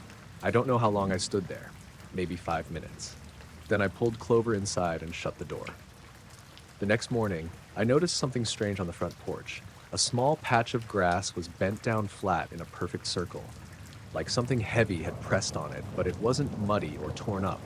It looked like it'd been crushed gently, evenly. I stared at it for a long time. Clover sniffed it once, then walked away. I tried to make sense of it, but nothing added up. Since then, the humming stopped for a few nights, but then it came back, still at 3:12 a.m. and still disappearing when I stepped outside. I haven't told many people about it because it sounds crazy, even to me. There's no flashing lights or beams or obvious things you'd expect with stories like this. Just this sound that shouldn't be there. This exact time every night, and the way everything stops as soon as I move toward it. Clover still won't go near the back door around that time. She looks at me like she's waiting for something she can't see. And me? I keep checking the clocks, watching the sky, wondering if I'm losing it or if something else is out there, just beyond the clouds. Whatever it is, it's patient, and it knows I'm watching.